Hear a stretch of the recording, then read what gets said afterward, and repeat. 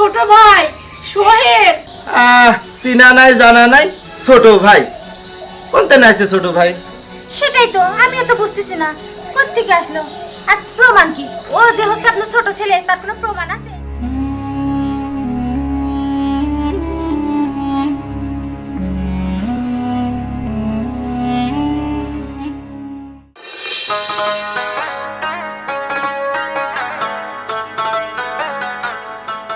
আসসালামু আলাইকুম। ওয়ালাইকুম আসসালাম। আঙ্কেল, এখানে রেজার বাসা কোনটা? ওনার ওয়াইফের নাম আইভি। রিজা আইভি, হ্যাঁ রিজা আইভি তো ছিল, কিন্তু রিজা তো মারা গেছে। আর আইভি তো আছে, সে তো রাস্তায় রাস্তায় ভিক্ষা করে, কিন্তু আপনারা তাকে খুঁজতেছেন কেন? এটা তো বুঝলাম না। দেখেন আঙ্কেল, আমরা যেহেতু তাকে খুঁজছি, নিশ্চয় তার পিছনে একটা কারণ আছে। এই তুমি কারণটা বলো না। আইভি আমার মা, আর রেজা আমার বাবা। আমি অনেক ছোটবেলায় হারায় যাই। আর জানেন, আমি 20 বছর ধরে আমার বাবা মাকে খুঁজতেছি, কিন্তু আমি খুঁজে পাই নাই। ও আচ্ছা আচ্ছা, 20 বছর আগে একটা ছেলে হারিয়ে গেছে, তাহলে তুমিই তো সেই ছেলে। হ্যাঁ আঙ্কেল, আমি তার হারিয়ে যাওয়া সন্তান। আঙ্কেল, বুঝলাম উনি ভিক্ষা করে, কিন্তু কোন এলাকায় ভিক্ষা করে যদি একটু বলতেন, তাহলে আমাদের খুঁজে পেতে একটু সুবিধা হতো। তোমার মাকে মনে হয় পেয়ে গেছো, ওই যে যাচ্ছে ওইটাই মনে হয় তোমার আম্মু আইভি। আরে চলো তো যাই দেখি। মা,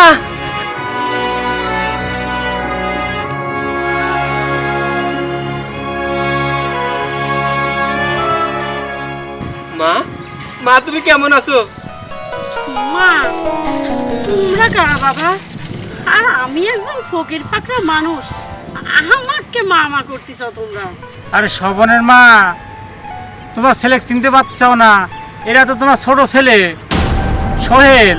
এতদিন ধরে যার জন্য রাস্তায় রাস্তায় খুঁজে বেড়াচ্ছেন, এই সেই ছেলে। কি বলেন আহম্মদ ভাই, উনি আমার ছেলে? আমার ছেলে তো সেই 20 বছর আগেই হারায় গেছে। মা, আমি তোমার ছেলে, আর আমি 20 বছর আগে হারিয়ে গিয়েছিলাম। আচ্ছা বাবা, তোমার কাছে কি প্রমাণ আছে কও তো যে তুমি আমার ছেলে? মা, আমার কাছে প্রমাণ দেওয়ার মতো কিছুই নেই, তবে আমার কিছু কথা মনে আছে। আমার বাবার নাম রেজা, মায়ের নাম আইভি, আর আমাদের বাড়ির সামনে একটা মসজিদ আছে, আর আমাদের বাড়ির পাশে একটা পুরাতন জমিদারের পুকুর আছে। মা, আমি ওই পুকুরে পড়ে গিয়েছিলাম, কিন্তু তুমি আমাকে সেই পুকুর থেকে বাঁচাইছিলা। মা, আমার আরেকটা কথা মনে আছে, তুমি ধান সেদ্ধ করতে গিয়ে তোমার এই মুখটা পুড়ে গিয়েছিল। এই কথাগুলি সত্যি? এগুলি তো আমার ছেলেরা ছাড়া আর কারো জানার কথা না। তবে এটা ঠিক আছে যে আমার বাড়ির সামনে একটা পুকুর আছে, একটা মসজিদ আছে। জানিস তো, পুকুরটা না ঠিক ওরকমই আছে। আর যে তোর মায়ের মুখ, এটা তোর মনে আছে যে তোর মায়ের মুখ ধান সেদ্ধ করতে গিয়ে তোর মায়ের এই মুখটা পুড়ে গেছে? এটা তোর মনে আছে? তার মানে তুই আমার ছেলে। হ্যাঁ আম্মা, এটাই আপনার সে হারিয়ে যাওয়ার সন্তান, যে সন্তান আপনাকে খোঁজার জন্য আজ 20টা বছর ধরে খুঁজতেছে। জানেন তো আম্মা, আজ 3টা মাস হলো আমরা এই দেশে আসছি। একটা দিনের জন্য না আপনার এই সন্তান স্থির করে একটা রাতও বাসায় থাকেনি। আমরা যে কতগুলা জেলাতে গেছি, ও যেখানে নাম শুনছে যে হাজিপাড়া, সেই জেলাতেই গেছি। কত জায়গা যে আপনাকে খুঁজছি, কিন্তু কোথাও আপনাকে পাইনি। ও যেখানেই শুনছে যে ওই লোকের নাম রেজা, তার ওয়াইফের নাম আইভি, অমনি আমরা সেখানেই ছুটে গেছি। অবশ্যই দেখেন না, পাবনার সাথে আমি আশা ছেড়েই দিয়েছিলাম।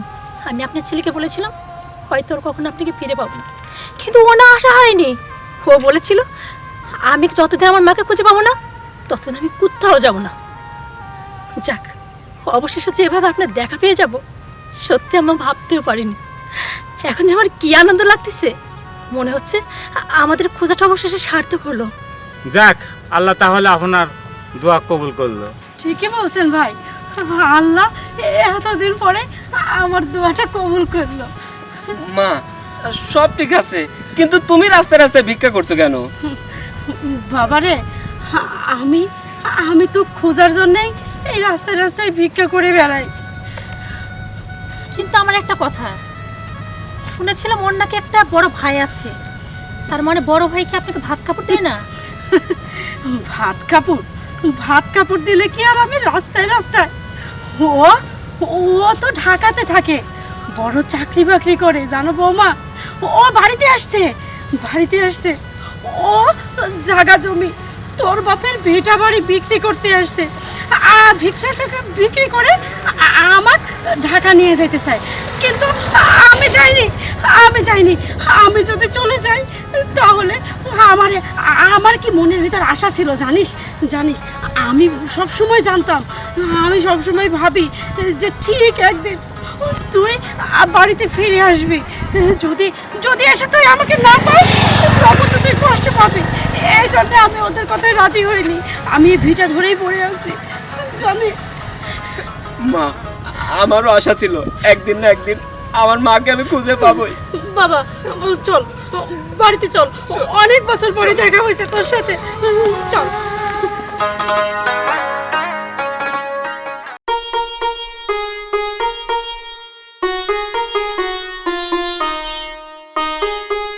কি দেখিস? মা, আমার না অনেক স্মৃতি মনে পড়ে যাচ্ছে। মনে তো পড়বি, মনে পড়ে এই যে পুকুর, এই পুকুরেই তো তুই গোসল করতি, আর এই পুকুরেই তুই পড়ে গেছিলি, ডুবে গেছিলি। আর এই যে মসজিদ, দেখ এখন মসজিদটা কত উন্নত হয়েছে।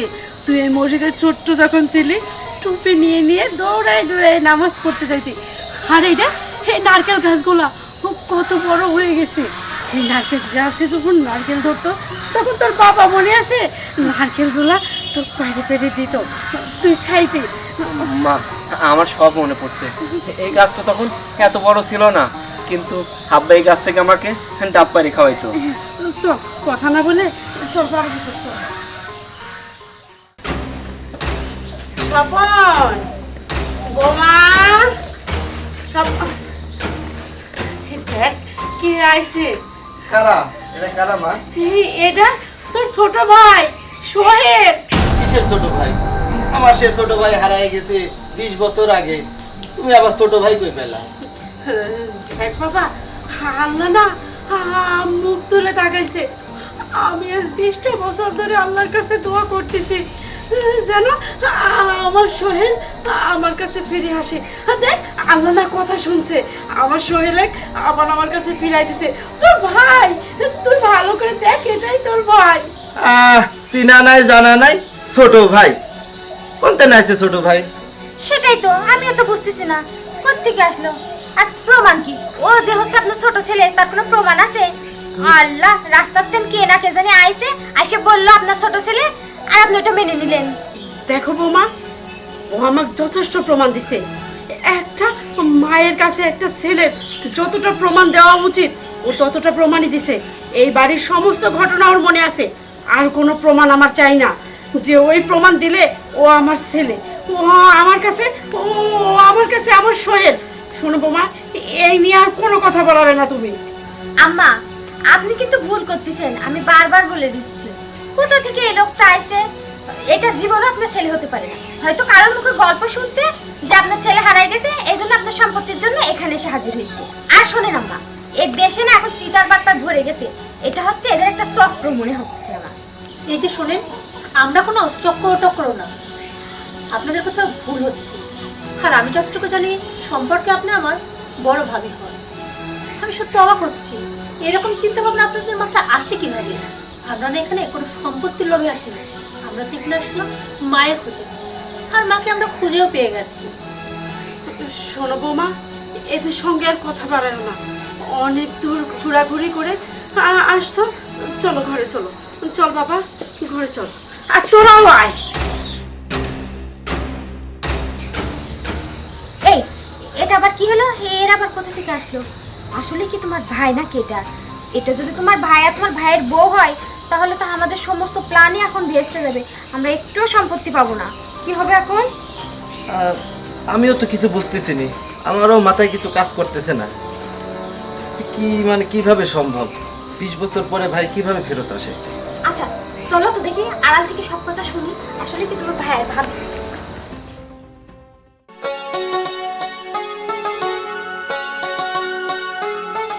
আরে রাসেল বাবাজি, ঘটনা কি শুনেছাও? সোহেল বলে ফিরে আইছে। হ, সোহেল ফিরে আসে সেটা তো শুনতেইছি। শুনলাম ও নাকি 20 বছর ধরে বিদেশ ছিল। তো হঠাৎ করে বিদেশ থেকে আসে আর দাবি করতেছে সোহেল নাকি ওই বাড়ি ছাওয়াল। আমি একটা জিনিস বুঝতেই পারলাম না যে সোহেলের মা এই দাবিটা মানে নেওয়ার কারণও আছে, বুঝছেন? ওই যে যতগুলি ছোটবেলার যেসব স্মৃতি, সব স্মৃতি নাকি একদম খাপে খাপ মিলে যাচ্ছে। এই যত ধরনের ধরেন যে কাহিনী, এর আগে আমার সাথে সোহেলের একবার দেখা হয়েছিল। সোহেলের সাথে আমার কথা হইলে, সোহেল তো আমার ছোট ভাই, বন্ধু ছোট ভাই। এখন মনে করেন যে ওই ছোটবেলার কিছু কথা যখন আমি জিজ্ঞাসা করলাম, কিরম জানি পট পট পট পট পট পট করে মনে করেন যে সব ভজালে কয়ে দিলে। আমার তো মনে হচ্ছে যে এটি সত্যিই সোহেল, বুঝছেন? তাহলে তো ঘটনা সত্যিই মনে হয় আমার। আমারও তাই মনে হচ্ছে। তো দেখা যাক এখন কি হয়। সব কিছু যখন মিলে যাচ্ছে, এখন ওইটা যদি সত্যিই সোহেল হয় তাহলে তো আলহামদুলিল্লাহ, পরিবারে ছাওয়াল পরিবারে ফেরত আসলে, তাই না? আচ্ছা ঠিক আছে, আমার একটা সালিশ আছে, আমি আর বেশি লেট করবো না। আপনার সাথে আবার পরে কথা হবে না। আচ্ছা আচ্ছা, আসসালামু আলাইকুম। ওয়ালাইকুম আসসালাম। আচ্ছা সোহেল, আমি একটা জিনিসটা ঠিক বুঝলাম না। তোমাদের এত বড় বাড়ি, এত সয় সম্পত্তি সব থাকা সত্ত্বেও মা রাস্তা রাস্তায় ভিক্ষা কেন করতো? আচ্ছা, তুমি এতক্ষণ মিলে সবার কথা মিলে কি বুঝলা? আমার বড় ভাই সে তো থাকে ঢাকায়, তাহলে মার ভরণ পোষণ কে দিবে? আর মার মুখে তো শুনলাম ভাই মার ভরণ পোষণের জন্য কোনো টাকা পয়সা দেয় না। আর মূল কথা হচ্ছে মা সব সময় আমাকে খুঁজতো। আসলে মার উদ্দেশ্য ছিল রাস্তায় রাস্তায় ঘুরে যদি আমাকে খুঁজে পায়। ও আচ্ছা, এতক্ষণ আমি বিষয়টা বুঝতে পারিনি। তবে একটা কথা না বললে কিন্তু নয়, মা না খুব ভালো মনের মানুষ। তা না হলে দেখো, বড় ছেলের সম্পত্তির জন্য মার ভরণ পোষণে টানতো না, এত অত্যাচার করতো। তবুও দেখো মা আস্তে আস্তে ভিক্ষা করছে, কিন্তু সম্পত্তি লেখা দেয়নি, আরে বাড়ি ছেড়েও যায়নি, তোমাকে খুঁজে বেরিয়েছে, তাই না? তবে একটা কথা শুনে, মা তো এতদিন অনেক কষ্ট করছে। আমি চাই এবার তুমি মাকে সঙ্গে করে নিয়ে যাবো। আর এই কথাটা কিন্তু মাকে বলতে হবে, তোমার নিজেরই। আর মাকে রাজি করানোর দায়িত্ব কিন্তু তোমার। ঠিক আছে, তুমি এতক্ষণ একটা সঠিক সিদ্ধান্ত নিয়েছো। শোনো। আমিও চাই, আমার মা অনেক কষ্ট করছে, আমি চাই আমার মা আমার সঙ্গে বাকি জীবনটা আরামায়েশে কাটাক। আর আমি এটাও জানি, তোমার মা যদি তোমার সঙ্গে যায় না, তুমি সবসময় হাসি খুশি থাকবা, আর তোমার নিজের কাছে ভালো লাগবে।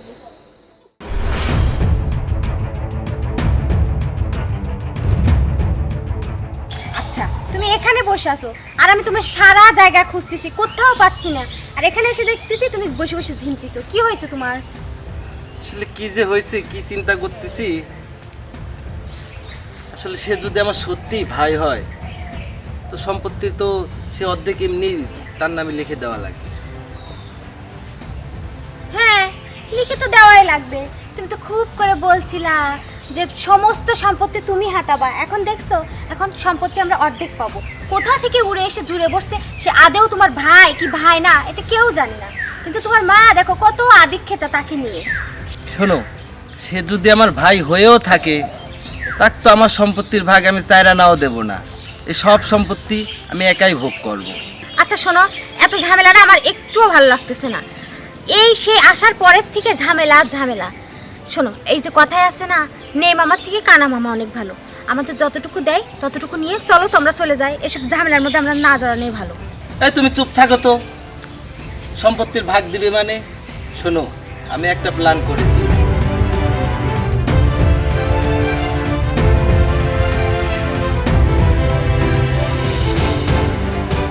আচ্ছা, আমার না অনেক ভয় করতেছে। এত ঝামেলা কি করার দরকার আছে বলো? শোনো, তুমি ভয়টয় কিচ্ছু করা লাগবে না, তুমি বাসায় যাও, আমি আসতেছি।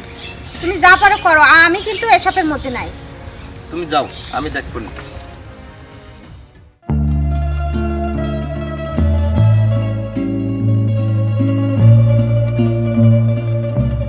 আরে সোহেল, তুমি এইখানে? আমি তোমাকে ওইদিকে খুঁজতেছি। হ্যাঁ দেখলাম একটু বাগানের মধ্যে। যাক, তাহলে অবশেষে তোমার মনের আশা পূরণ হলো নাকি? আমার বিশ্বাস ছিল আমার মাকে আমি একদিন খুঁজে পাবোই। অবশেষে আল্লাহ তোমার মনের আশা পূরণ করছে। শোনো না, বলি কি এখানে দাঁড়িয়ে না থেকে চলো বাড়ির ভিতর যাই, যাই মায়ের সঙ্গে কথা বলি। আচ্ছা ঠিকই বলছো, চলো ভিতরে যাই। চলো। আরে মাই তো এইদিকে আসতেছে। আম্মা, আপনি এইখানে? তোমারে দেখতেছিলাম না, তাই খুঁজতে খুঁজতে বাগানে চলে আসছি। যাক, বেশ ভালো করছে। মা, আমরা তো একটা সিদ্ধান্ত নিয়েছি, আমরা তোমাকে বিদেশে নিয়ে যাব।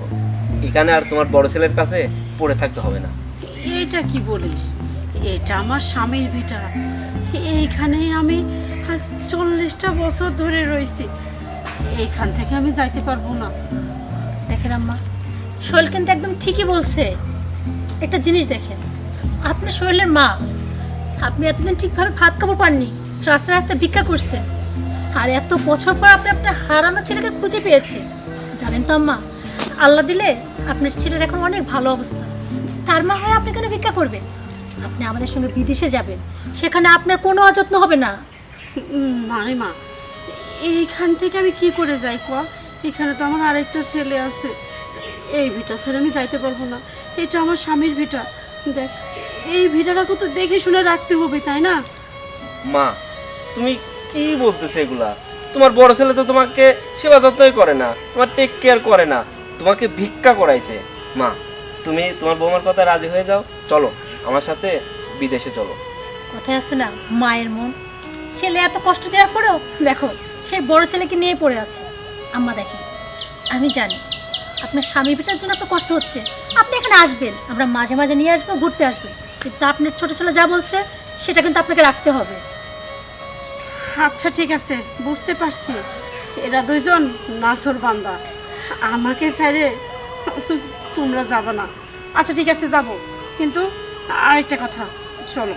আমি না পায়েস রান্না করছি। ও ছোটবেলায় খুব পায়েস খাইতে পছন্দ করতো, মা। তাই আমি পায়েস রান্না করছি। মা, আমার শখের পায়েস রান্না করছো। হ্যাঁ। চলো তাড়াতাড়ি চলো।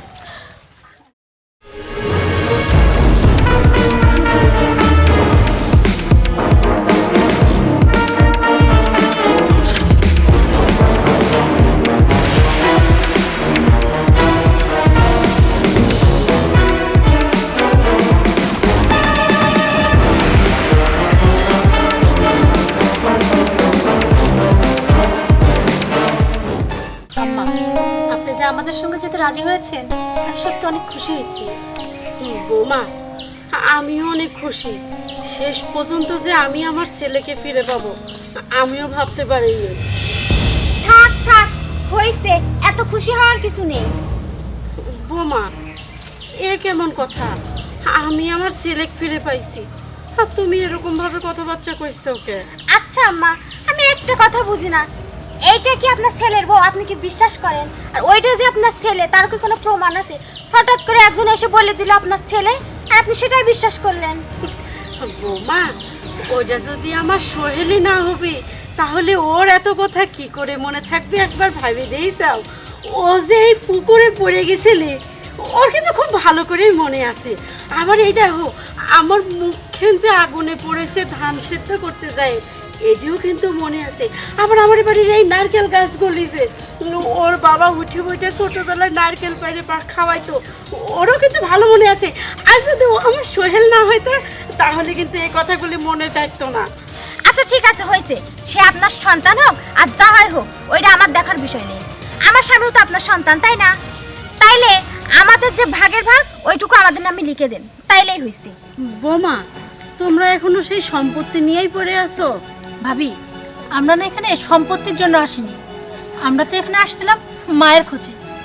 আর সে তো কোটি টাকার চেয়ে দামি, আর সে সম্পত্তি অলরেডি আমরা পেয়ে গেছি। শোনেন ভাবি, আমাদের কোনো সম্পত্তি লাগবে না। আমার নামে যত সম্পত্তি আছে সব আপনাদের নাম লিখে দিবে, আমাদের কোনো সম্পত্তি লাগবে না, শুধু মাকে পেলেই চলবে। আর তাছাড়া আল্লাহ দিলে না, আমার স্বামীর অনেক আছে, আল্লাহ অনেক ওকে টাকা পয়সা দিচ্ছে। ঢং ঢং দেখে আর বাঁচছি না। এতই যদি বড় লোকই দেখাতে আছেন, তো দেন আমাদের নামে সব সম্পত্তি লিখে দেন। বোমা, তুমি ওর কথা কিছু মনে করো না। একটু বড় লোকের মেয়ে তো, তাই একটু চ্যাটাং চ্যাটাং করে কথা কয়। না মা, আমি কিচ্ছু মনে করিনি। আমি বুঝতে পারছি ভাবি হয়তো একটু অন্যরকম মানুষ। আচ্ছা যাই হোক, চলেন তো এখন ভিতরে যাওয়া যাবে। চলো বৌমা। এই যে শোনো, তোমার এই যে ভাইয়ের বউ কি পাইছে নাকি আমার সাথে? হ্যাঁ, কি একখান জমিদারি ভাব দেখাচ্ছে আমার সাথে, মনে হচ্ছে যে কোটিপতির সন্তান। শুধু কি প্যান করে ঘুরে বেড়ালেই কি কোটিপতির সন্তান হয়ে যায় নাকি? আর আমি কি পানির জলে ভেসে আইছি? আমার বাপের কি কোনো অর্থ সম্পদ নাই? আমি কি ফকিন্নির বাচ্চা নাকি? এই যে শুধু ফোনই টিপ্পা। শোনো, তুমি এত উত্তেজিত হয়েও না। আমরা কি এখানে থাকতে আইছি? আইছি 1-2 দিন থাকবো। আমাদের যে প্ল্যান করে আইছি, প্ল্যানটা হাসিল করবো, আমরা চলে যাবো। এত উত্তেজিত হচ্ছে, ওকে ঠান্ডা মাথায় ভাবো। তো উত্তেজিত আমি হব না? আমার সাথে কি বিশ্রী ব্যবহারটা না করতেছে, আমি না এগুলো একদম নিতে পারতেছি না। আমি না আর একটা দিন এই জায়গায় থাকতে পারবো না। আর তুমি কি বলছো, প্ল্যান হাসিল করবা, তাই না? তাই সত্যি সত্যি যদি ওরা যদি তোমার ভাই আর ভাবি হয়, তাহলে কি করবা তখন? সম্পত্তি পাবো আমরা, তখন আমও যাবে সালাও যাবে। আরে সে বুদ্ধি তো করাই আছে, সত্যি হোক আর মিথ্যা হোক, ভাই তো থাকবে না। তুমি যা পারো তাই করো। আর একটা বার যদি তোমার ওই ভাই বউ যদি আমার সাথে লাগতে আসে না, আমি রোজা যে কি জিনিস না, ও তখন হাড়ে হাড়ে টের পাবে। এই কি ব্যাপার, আপনি এখানে? ভাইয়া আমি তোমার ছোট ভাই, আমাকে আপনি করে বললে জিনিসটা কেমন দেখায় না? এই কিসের আপনি আমার ছোট ভাই? ভাইয়া বিশ্বাস করো, সত্যি আমি তোমার ছোট ভাই সোহেল। শুনেন, আপনার এসব ধান্দা ফিকির আমি বুঝতে পারছি। আপনি কখনো আমার ছোট ভাই হতে পারবেন না। যতই আপনি ধান্দা করেন না, আমার ছোট ভাই আপনি হতে পারবেন না। ভাইয়া আমি তো যথেষ্ট পরিমাণ প্রমাণ দিছি যে আমি তোমার ছোট ভাই। আমার ছোটকালে যে স্মৃতিগুলো আমার মনে আছে সবকিছু কিন্তু তোমাকে বলছি। তারপরে আমি একটা জিনিস বুঝতেছি না, আমাকে কি জন্য বিশ্বাস করতেছো না, আর কি প্রমাণ দিতে হবে বলো? কিভাবে আপনাকে আমি বিশ্বাস করব? আমার সে ভাই হারায় গেছে 20 বছর আগে। সে বেঁচে আছে না মারা গেছে তাই তো জানি না। ভাইয়া বিশ্বাস করো, আমি তোমার ছোট ভাই, জ্যান্ত আছি এখনো। আর তুমি ধান্দার কথা বলছো না, আমার মধ্যে কোনো ধান্দা নাই। এই শুনেন, ধান্দা আছে কিনা সেটা আমি ভালো করেই জানি। সম্পত্তি ভাগাতে আইছেন তাই না? ভাইয়া বিশ্বাস করো, আমি তোমার ছোট ভাই, আর তোমার সম্পত্তির ভাগের জন্য আমি আসি নাই। প্রয়োজনে সমস্ত সম্পত্তি তুমি নিয়ে নাও।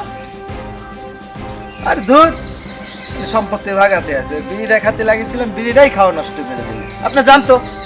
ভাইয়া শোনো, ভাইয়াকে আমি কিভাবে বিশ্বাস করাবো? আর ভাইয়া তো কোনোভাবে বিশ্বাস করছে না আমি তার ছোট ভাই।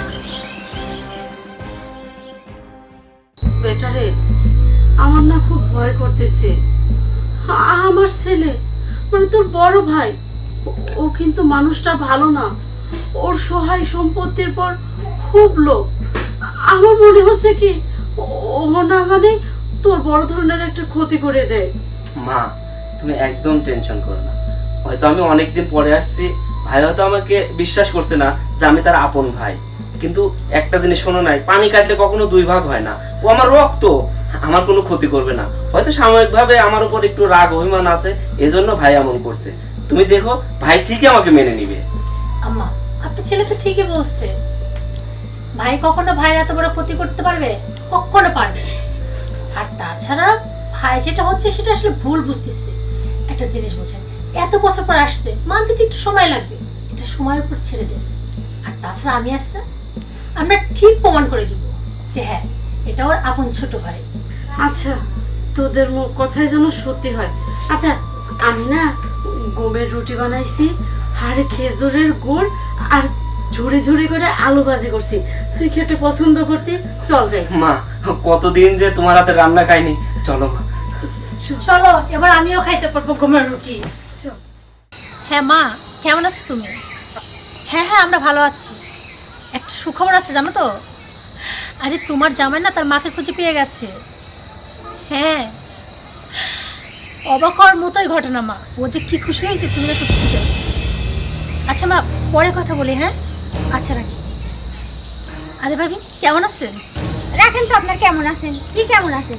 এই আপনারা কি মতলব নিয়ে ঢুকেছেন এই বাড়িতে, বলেন তো সত্যি কথা। কি বলছেন নাকি আপনি? আমরা কেন মতলব নিয়ে এই বাড়িতে ঢুকবো? বিশ্বাস করেন আমাদের কোনো মতলব নেই, আমরা তো আসছি মায়ের খোঁজে। মায়ের খোঁজে। এতদিন কোথায় ছিলেন আপনারা? কই এতদিন তো খোঁজ নেননি। 20 বছর পরে আপনারা কোথা থেকে উড়ে এসে জুড়ে বসছেন। দেখেন ভাবি, আমরা না উড়ে এসে জুড়ে বসিনি। আর 20 বছর আগের ঘটনা বলছেন না, তখন তো আসলে সোহেল অনেক ছোট ছিল, ওর তো তেমন কিছু মনেও ছিল না। আর আমার আন্টি ওকে এয়ারপোর্টে খুঁজে পায়, মানে আমার আন্টি তো আগে থেকে দেশের বাইরে ছিল। আন্টি হঠাৎ করে দেশে আসে, যখন বিদেশে ফিরে যায় তার মাঝখানে সোহেলকে খুঁজে পায়। আর সোহেল তখন কোনো ঠিকানাই বলতে পারে না, বাধ্য হয়ে আন্টি বিদেশেই নিয়ে যায়। কিছুদিন পর না আমার আন্টি মারা যায়। তারপরে মায়ের কাছে মানুষ। আর সোহেলের আচার ব্যবহার সব কিছু দেখে মা ওকে খুব পছন্দ করে। তারপর তো মা সিদ্ধান্ত করে ওর সাথে আমার বিয়ে দিবে, তারপর আমাদের বিয়ে। আর 20 বছরের কথা বললেন না, সোহেল বুঝার পর থেকে না ওর মাকে খুঁজছে। আমার মা ওই দেশ থেকে অনেক চেষ্টা করছে যে হাজিপাড়া কোন কোন এলাকায় আছে সেসব জায়গা খোঁজও নিচ্ছে। ওর বাবার নাম শুধু ও বলতে পারতো যে রেজা, আর মায়ের নাম আইফি। আমরা অনেক খোঁজ করেছি কিন্তু কোনো খোঁজই পাইনি। অবশেষে তো সোহেল সিদ্ধান্তই নিল যে আমরা দেশে যাব। আর বিগত 3 মাস হলো আমরা এই বাংলাদেশে আসছি। সেখানে এসে অনেক হাজিপাড়া খোঁজ নিয়েছি। যে জেলাতে শুনছি হাজিপাড়া আছে সে জেলাতেই গেছি, যেখানে শুনছি যে রেজা বা আইভি নামে কেউ আছে সেখানেই গেছি, কিন্তু কোথাও না দেখা পাইনি। কিন্তু দেখেন উপরওয়ালার কি মেহেরবানি, অবশেষে পাবনাতে এসে আমি তো আশাই ছেড়ে দিয়েছিলাম, কিন্তু আমার বর সে না আশা ছাড়িনি। আর সেখানে এসে আমরা মায়ের খোঁজ পেলাম। হয়েছে, বহুত শুনছি। আপনার এই গল্প শুনতে শুনতে না আমার কান একেবারে ঝালাফালা হয়ে যাচ্ছে। আপনি কি মনে করতেছেন আপনার এই সাজানো একটা গল্প আপনি আমার সামনে বলবেন আর আমি কি আপনাকে বাহাবা দেব তাই মনে হচ্ছে? শোনেন, আপনি যদি হাততালি দেওয়ার ইচ্ছা রাখেন না তাহলে দিন, কিন্তু আমি কোনো মিথ্যা কথা বলছি না।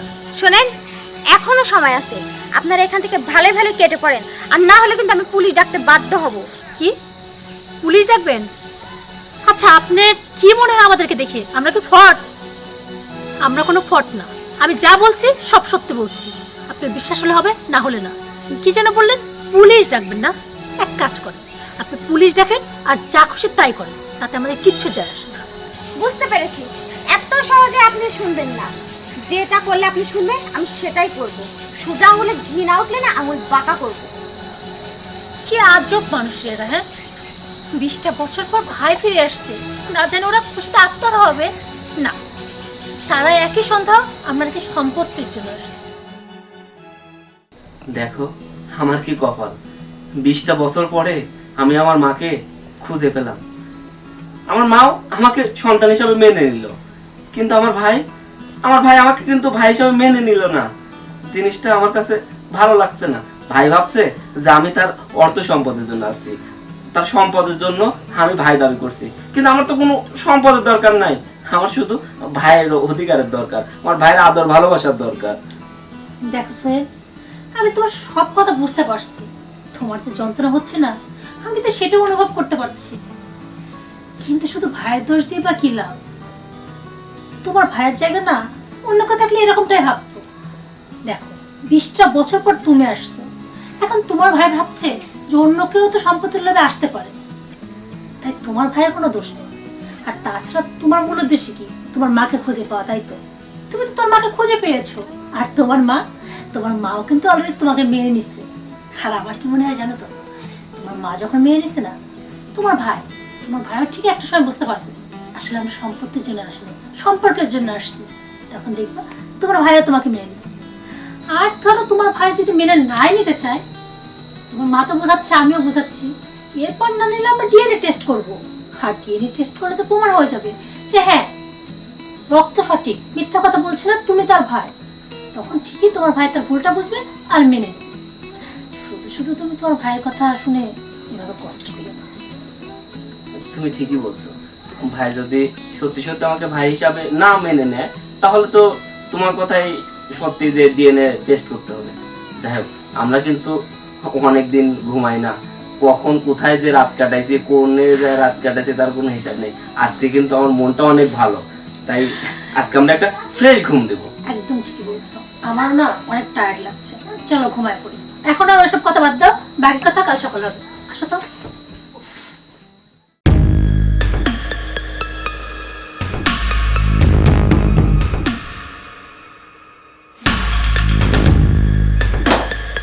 রোজা, রোজা, কি হয়েছে? এই নাও এই পানি 2 গ্লাস হচ্ছে যে আমার ভাই আর ভাবি, ভাইয়ের বউ যে দাবি করতেছে, এদের দুজনকে দিবা।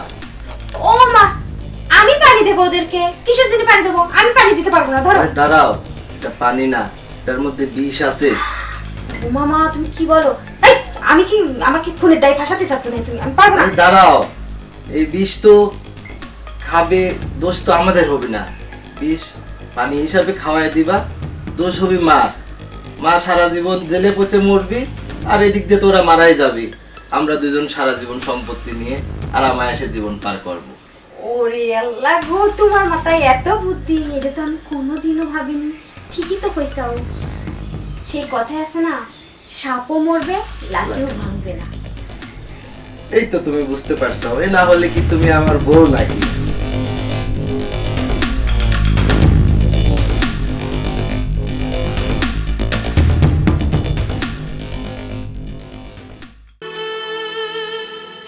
মা, তুমি রাস্তায় ভিক্ষা করছো কেন? তোমাকে সবার কাছে ছোট বানানোর জন্য। সবাইকে বোঝাচ্ছে আমার ছেলে আমাকে ভাত কাপড় দেয় না, আমার চিকিৎসার খরচ দেয় না, তাই আমি ভিক্ষা করতেছি। মানে আশেপাশের সব মানুষের কাছে সিম্পিতে অর্জন করার জন্য এনে ভিক্ষা করতেছি। তখন তুমি আমার টাকা করতেছেন কিসের জন্য? টাকার পর কি লেখা আছে মোহাম্মদ সোহেল কি মোহাম্মদ হাসান, এমন কিছু লেখা আছে? বলেন তো, শুধু টাকা করতেছেন, মিজাজটাই গরম করে দিল। টাকার পর নাম লেখা না, এটা সত্য, কিন্তু ওই টাকার উপর আমার রক্তের ঘাম লেগে আছে। তুমি জানো একজন প্রবাসী কত কষ্ট করে টাকা উপার্জন করে? আমাকে ডিভোর্স দিবি মানে? সোহেল আমার লাগছে, ছাড়ো। এই ছাড়ো ছাড়ো, আপনার এত বড় সাহস, আপনি আমার বাসায় দাঁড়িয়ে থেকে আপনি আমার বোনের পর নির্যাতন করতেছেন, তাই না? ছাড়ো বলছি। বিয়াদব কোথাকার, আপনি হাসপাতাল হয় কিভাবে? হ্যাঁ, তুমি কি সারা জীবন বেশি বিড়াল হয়ে থাকবা? আজকে একটু বাঘের মতো গর্জন দিয়ে দেখাও। এক্ষুনি ফকিন্নির বাচ্চাকে বাড়ি থেকে বের করে দাও। দাঁড়ায় আছো কিসের জন্য? বের করে দেওয়া বাদ দিয়ে একবার এদিকে আসো। ভাড়া ভাড়া বাড়ছে ভাড়া।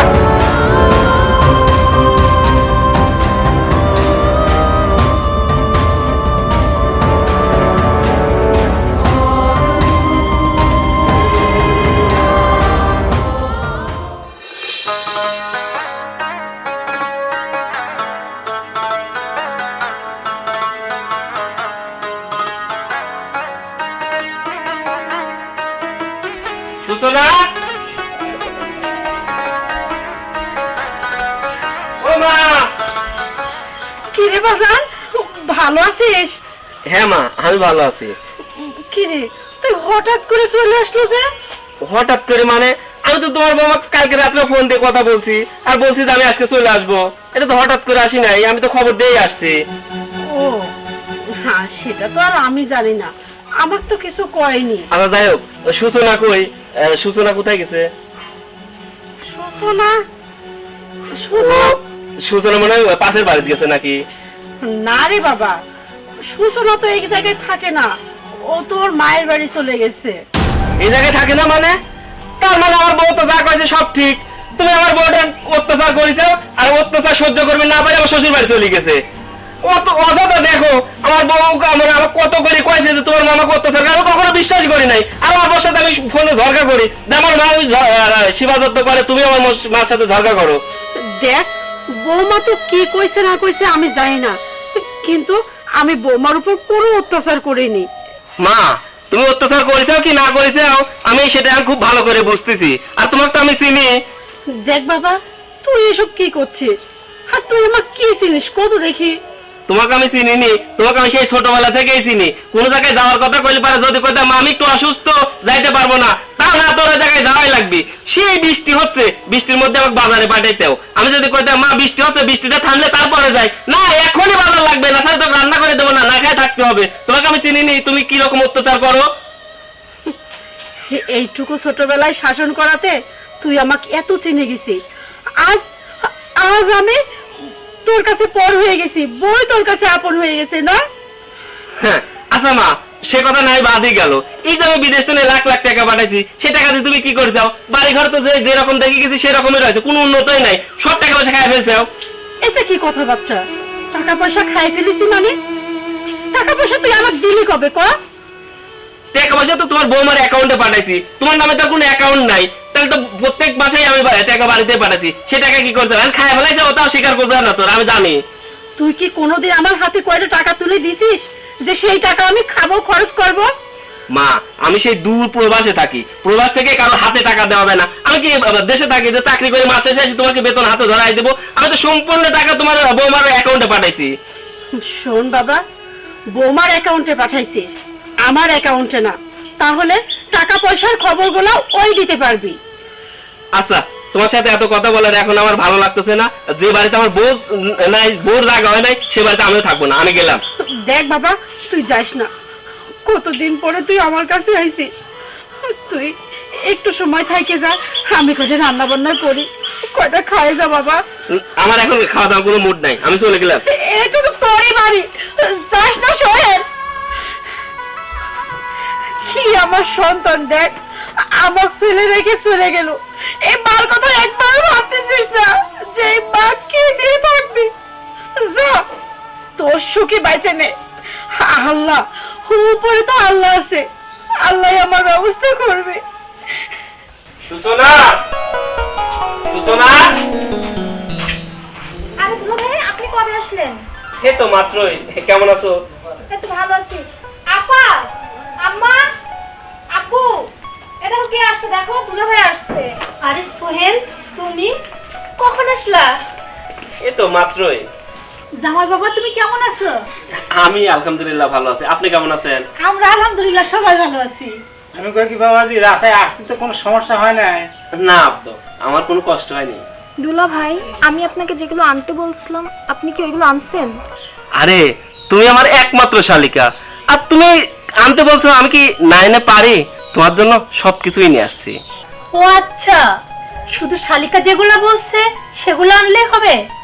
আমি যেগুলো আনতে বলেছি, আম্মা আব্বুর জন্য যেগুলো আনতে বলেছিলাম, সেগুলো কি আনছো? এ তোরা এসব কি শুরু করলো? জামাই বাবাজি কেবল আসলো, একটু আরামায়াস করবে দে। হব্বা, তুমি একদম ঠিকই বলছো। তোমার জামাই তো অনেক দূর থেকে আসছে, ওর একটু এখন বিশ্রামের দরকার। চলো ভিতরে যাই, ফ্রেশ হয়ে একটু রেস্ট নিবা। আব্বা, আম্মা, শালিকা, তোমরা যে যা বলছো আমি সবকিছুই নিয়ে আসছি। না না আপা, দুলা ভাই যে জিনিস নিয়ে আসছে আগে আমাকে দিয়ে যাক। এই, তোর কি সহ্য হচ্ছে না? মনে হচ্ছে তোর দুলাভাই জিনিসপাতি নিয়ে সব চলে যাবে।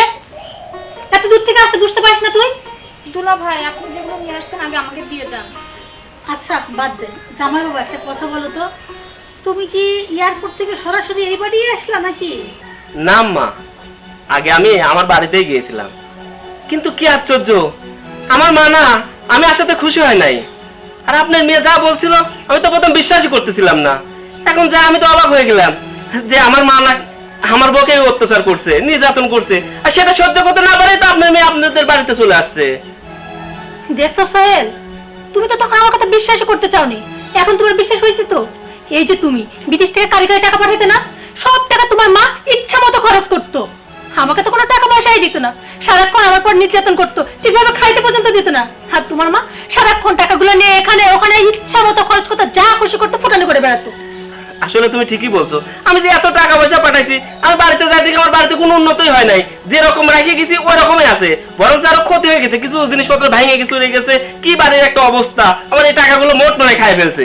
আচ্ছা, সুসনের সত্যটা বাদ দে, জামাই এত দূর থেকে আসছে, আর তারা নিয়ে ঘরে যা, খাবার দাবার দে যা। আচ্ছা আচ্ছা ঠিক আছে, শোনো, চলো ভিতরে চলো, ফিরে শুনবা। আসো তো, তুই এবার দাঁড়ায় কি দেখেছিস, যা। আসো না।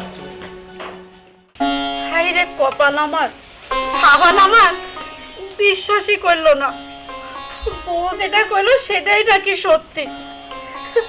এতদিন চাওয়াল আমার প্রবাসে ছিলি, তাও আমার ভিক্ষা করা লাগেছে।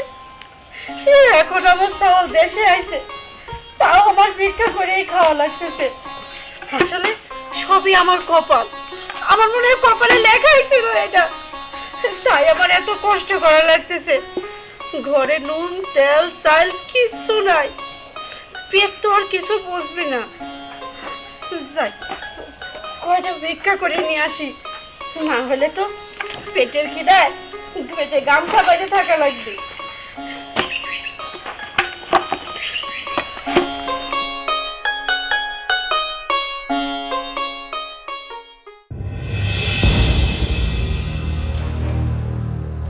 আরে সোহেল মিয়া, কি অবস্থা, কেমন আছো?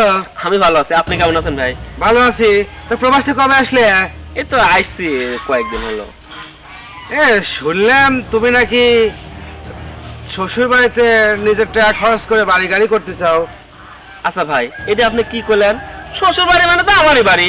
ওই জায়গা আমার শ্বশুর আমার নামে রেজিস্ট্রি করে দিবি, আর ওই জায়গার পর আমি বাড়ি করতেছি, তার মানে ওটা আমার বাড়ি। এটা শ্বশুর বাড়ির কি হলো? আমার মনে হয় এই পৃথিবীতে তোমার মতো বোকা লোক আমার একটাও দেয় নেই। নিজের টাকা খরচ করে কেউ কিন্তু শ্বশুর বাড়িতে বাড়ি করে। হ্যাঁ ভাই, আপনাকে মনে হয় বিষয়টা আমি বুঝাইতে পারি নাই। ওই জায়গা তো আমার নামে আমার শ্বশুর রেজিস্ট্রি করে দিছে, মানে দিবে, আর ওই জায়গায় আমি বাড়ি করতেছি। ওই বাড়িটা অবশ্যই আমার। শ্বশুর বাড়ি আসলে বাড়ি, নিজের বাড়ি যদি করতাম আর শ্বশুর বাড়ি করলাম, পার্থক্য কি হলো? হ্যাঁ, কি আর কব, মারা রাস্তা রাস্তা ভিক্ষা করতেছে, মানুষের দুয়ারে দুয়ারে চায় বেড়া খাচ্ছে। হ্যাঁ, মার দিকে খোঁজ খবর দেওয়া বাদ দিয়ে শ্বশুর বাড়ি যা ভিটা কাটতেছ। বাহ, তবে একটা কথা বলি সোহেল, শোনো, কাজটা মনে হয় তুমি ঠিক করতেছ না, এটা ভেবে চিন্তা করো, বুঝছো? হিরে পুণ্যি, তোর দুলাভাইকে যে জিনিসগুলো আনার কথা বলছিলি সব পাইছিস? হ্যাঁ আপু, সবকিছুই পাইছি, কিন্তু আরো কিছু হলে একটু ভালো হতো। আমি শুনছি বাইরের দেশে অনেক সুন্দর সুন্দর ব্র্যান্ডের জিনিস পাওয়া যায়, আর দুলাভাই যদি একটু ভালো কিছু এনে দিত আরো ভালো হতো। আচ্ছা, এখন তো তোর দুলাভাই দেশে চলে আসছে, এখন তোর ওগুলো বলে কোনো লাভ নেই। এখন দেশে যেগুলো পাওয়া যায় তার মধ্যে কি চাস সেটা বল। আপু, আমার না অনেকদিন ধরে একটা ফোনের খুব প্রয়োজন, আমাকে একটা ফোন কিনে দাও না। ধর বোকা, সামান্য একটা ফোন? একদম চিন্তা করিস না, তোর দুলাভাইকে বলে আমি একটা ফোনের ব্যবস্থা করে দিচ্ছি। আর এই তো ভাবার কি আছে? আরে দুই বোনের কিসের এত গল্প হচ্ছে? আর বলো না, তোমার শালিকার সাথে একটু কথা বলছিলাম। তোমার শালিকা তো একটা আবদার করছে। কিসের আবদার? তোমার শালিকা নাকি একটা ফোন চাই। আরে এই ব্যাপার, হুম, এখন তোমাকে আইফোন কিনে দিব, সমস্যা নাই তো। না থাক দুলাভাই, অত দাম দিয়ে ফোন কেনার দরকার নেই। এই, তোর দুলাভাই তোকে ভালোবেসে একটা আইফোন কিনে দিতে যাচ্ছে, আর তুই কি বলছিস দরকার নেই? এরকম ভালো দুলাভাই পাবি? আরে নিবে না কেন? আর এখন তো বাজারে চলতেছে আইফোন 16 প্রো ম্যাক্স, তোমাকে আমি আইফোন কিনে দিব। এই, তুমি তোমার অ্যাকাউন্ট থেকে 2 লাখ টাকা তুলে ওকে ফোন কিনে দাও। কি? আমার অ্যাকাউন্ট থেকে টাকা তুলে দিব মানে? কি বলছিস তুমি এগুলা? আর আমার অ্যাকাউন্ট তো খুব বেশি টাকা নাই, সামান্য কিছু টাকা আছে, ওখান থেকে আমি 1 টাকাও তুলতে পারবো না। আর তাছাড়া যদি আমার অ্যাকাউন্ট থেকে টাকা তুলবো তাহলে তোমাকে বলার কি আছে? অনেক আগে তো আমি ওকে আইফোন কিনে দিতে পারতাম। আমি আমার অ্যাকাউন্ট থেকে কিন্তু 1 টাকা তুলতে পারবো না। আর তাছাড়া তোমার শালি তোমার কাছে আবদার করছে তুমি তোমার অ্যাকাউন্ট থেকে তুলে একটা আইফোন কিনে দাও। আমি কিন্তু আমার অ্যাকাউন্ট থেকে কোনো টাকাই তুলতে পারবো না, বাস। আচ্ছা থাক থাক, তোমার অ্যাকাউন্ট থেকে 1 টাকাও তুলতে হবে না। আমার শালিকাকে আমার অ্যাকাউন্ট থেকে টাকা তুলেই আমি ওকে আইফোন কিনে দেবো। পূর্ণিমা, তুমি এখনই যাও, রেডি হও, আমরা এখনই মার্কেটে যাবো। সত্যি বলতেছো দুলাভাইয়ের ফোন কিনে দিবা তো আজকে? হ্যাঁ অবশ্যই। আচ্ছা ঠিক আছে, তাহলে আমি রেডি হয়ে আসি। হ্যাঁ, চা তাড়াতাড়ি রেডি হ। আচ্ছা সূচনা, তুমি বললা তোমার অ্যাকাউন্টে সামান্য টাকা আছে। সামান্য টাকা আছে মানে? আরে ওই তো যা আছে আছে, ওখান থেকে কিন্তু আমি 1 টাকা ভাঙতে পারবো না, বাস। না, তুমি বললা যে কি সামান্য কিছু টাকা আছে, কিন্তু আমি তো তোমাকে অনেক টাকা পাঠাইছি। আরে বাবা, ওটা তো কথার কথা বলছি যে সামান্য টাকা আছে। তুমি যা টাকা পাঠাইছো না সব টাকা আমার অ্যাকাউন্টে আসছে। আরে একটা জিনিস বুঝো না, আমি যে বাবাকে বলছি যে সম্পত্তিগুলো আমাদের নামে দিতে, বাবা যখন সম্পত্তিগুলো আমাদের নামে দিয়ে দিবে তখন সেই সম্পত্তির উপর বাড়ি করতে হবে না, তখন টাকা পয়সা লাগবে না। এখন যদি এই ফালতু আমি যদি টাকাগুলো তুলে নষ্ট করে ফেলি তখন টাকা কই পাবো? এটা বুঝো না? আচ্ছা ঠিক আছে, বুঝতে পারলাম, কিন্তু তুমি যখন বলছো সামান্য কিছু টাকা আছে, আমি কিন্তু অনেক ঘাবড়ে গেছিলাম। আর এই কথাটা শুনে কিন্তু অনেক ভালো লাগতেছে যে আমি বিদেশে এত কষ্ট করে টাকা উপার্জন করছি, এখন আপাতত একটা বাড়ি তো হবে, আর ওই জায়গা কি আব্বা আমার নামে লিখে দিতে চাইছে, তাই তো? আরে হ্যাঁ দিবে, তুমি কোনো চিন্তা করো না, আমি তো 1 টাকা নষ্ট করিনি। এখন কি এখানে বসে থাকবা নাকি তোমার শালিকার কাছে পাঠালেও তো রেডি হয়ে গেল, তুমিও চলো। আচ্ছা ঠিক আছে, চলো।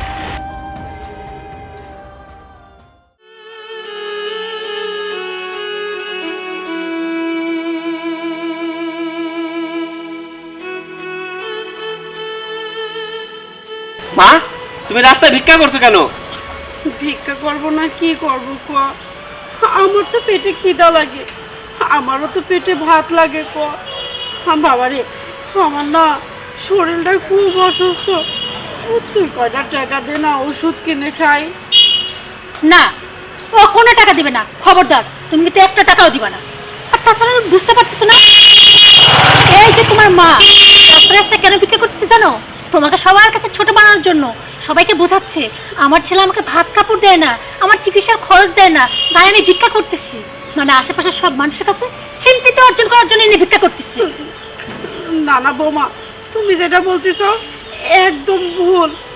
আমি সত্যিই অসুস্থ, আমার কাছে কোনো টাকা পয়সা নাই।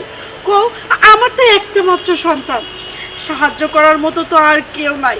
হ্যাঁ, সেই সন্তান তুমি নিয়ে তোমার বাবার বাড়িতে থাকো, তাহলে আমার কে সাহায্য করবে কও? আমার ভিক্ষা করা ছাড়া কি উপায় আছে? বাবা দে না কয়টা টাকা। এই, তোমার মা তোমাকে এত অপমান করতেছে, তুমি কিছু বলতে পারতেছো না? হ্যাঁ, তোমার বৌমা ঠিকই বলছে। তুমি আমাকে ছোট করার জন্য রাস্তায় ভিক্ষা করছো, যাতে আমি সমাজে মুখ দেখাইতে না পারি যে আমি প্রবাসে থাকি, অথচ আমার মা রাস্তায় ভিক্ষা করে। মানুষ যাতে আমাকে খুঁটা দেয়, মানুষ যাতে আমাকে অপমান করে, আমি মানুষের কাছে দাঁড়াইতে না পারি, তাই তো আমি তোমাকে 1 টাকাও দিতে পারবো না। এই শোনো, এইখানে দাঁড়ায় থেকে থেকে এই ফকিরটার কথা শুনবা নাকি ওর ফোন কিনতে হবে? তো চলো। না বৌমা, তুমি এমন কথা কইও না।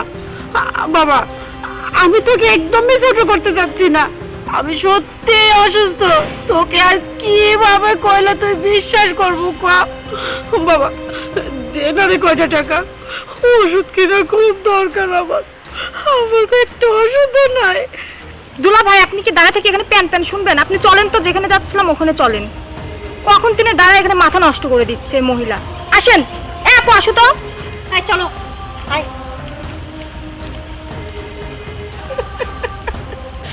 সত্যি আল্লাহ, তুই ভাগ্য করে একটা জব্বর একটা কপাল দিছ আমার। সেই কপালে একটা সেই ভালো একটা সন্তান হয়েছে। সেই সন্তান আমার প্রবাসে থাকে, অনেক টাকা ইনকাম করে। সেই টাকা দিয়ে বউ শাশুড়ি নিয়ে ফুর্তি করে সুখে খায়, কিন্তু আমার কপালে কিন্তু নাই সেটা। আমার কপালে কিন্তু সেই টাকা কিছুই জোটে না, আর তাই আমি আজ মাঝে মাঝে ভিক্ষা করি। আমার যাই, আমার তো পেটে ভাত লাগবে, আমি ভিক্ষা করতে চাই। বাবা তুই সুখে থাকিস, তুই সুখে থাকিস।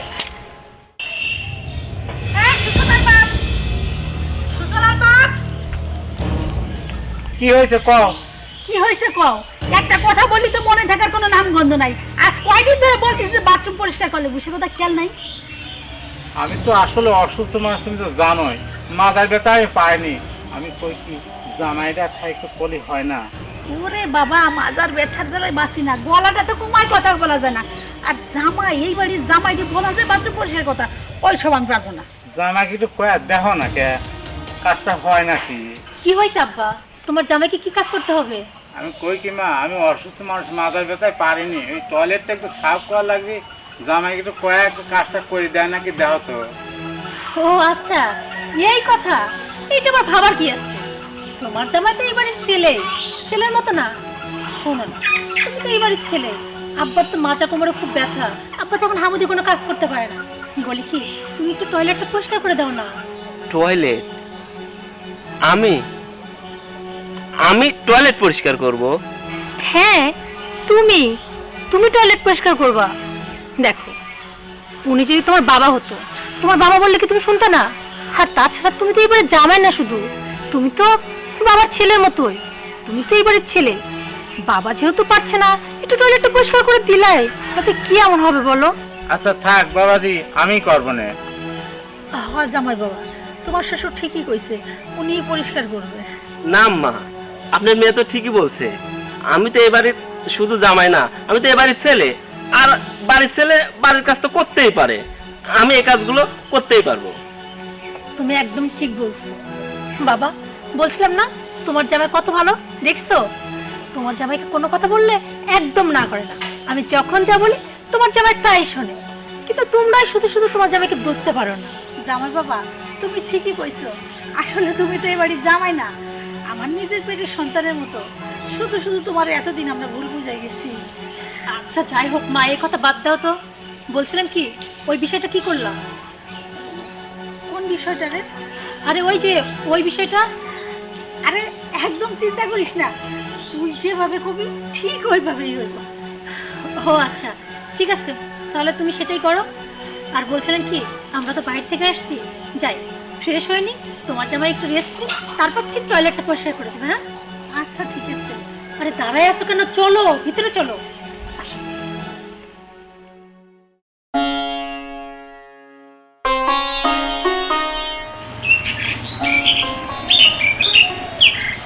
আসসালামু আলাইকুম। কি ব্যাপার আপনি এখানে পানি খাচ্ছেন মানে? আমি আর কি জন্য খাই, পেটের দায়ে ভিক্ষা করে বেড়াই। ভিক্ষা করতে করতে পানি পিপাসা লেগে গেল, তাই পানি খাচ্ছি। কিছু করবে? কি আর কব কোন, আপনার সাওলের সাথে দেখা হয়েছিল। সাওলেক বললেন যে রাস্তা রাস্তায় মাগ দিয়ে ভিক্ষা করাচ্ছিস, আর শুনলাম ওনাকে শ্বশুর বাড়িতে জমি জমা হনেই করতেছে, বিল্ডিং বাড়ি ঘর নাকি হনেই করতেছে। হ্যাঁ তুমি যা শুনেছ সবই সত্যি। তবে সাওয়ালা আমার না দেখলেও কিন্তু তার শ্বশুর শাশুড়ি দেখে। সাওয়ালা আমার মস্ত বড় একটা বিলেত ফেরত হয়েছে, অনেক টাকা পয়সা, কিন্তু মায়ের দেখে না। আসলে কি যে বলবো, এরকম ভাই বা সাওয়াল যদি আমার হতো না, কাইটে নদীর ভাষায় দিতাম। ওটা মানুষ না, ওটা জানোয়ার। শোনেন, আমি একটা কথা বলি, আমি চেয়ারম্যান সাহেবের সাথে আপনার বিষয়ে কথা বলছি, ঠিক আছে? একটা বয়স্ক ভাতার একটা কাজ করে দেবো না। আর রাস্তা রাস্তা কতদিন ভিক্ষা করবেন? আপনি আমার এলাকার প্রতিবেশী আত্মীয় হন, ঠিক আছে? আপনি কালকে একটু ইউনিয়ন পরিষদে যান, ঠিক আছে? যা চেয়ারম্যানের সাথে কথা বলেন, আমি সব কথা বলে রাখছি, একটা কাজ করে দেবেনি। তাহলে তো ভালোই হয়। তুমি আমার আরেকটা সাওয়ালের মতো। তুমি যদি আমার এটুকু উপকার করো, আমি একটু দুই মুঠো ভাত খেয়ে বাঁচতে পারবো। সাওয়াল তো আমার অমানুষ হয়েছে। শোনেন, একটা কথা বলি, উপরে একজন আছে, আপনি সাওয়াল যে কাজ করছে না, এর ফল একদিন ঠিক ভোগ করা লাগবে। যাই হোক, আমার একটু কাজ আছে, আমি গেলাম। হ্যাঁ, কালকে পৌরসভা চলে যান কিন্তু।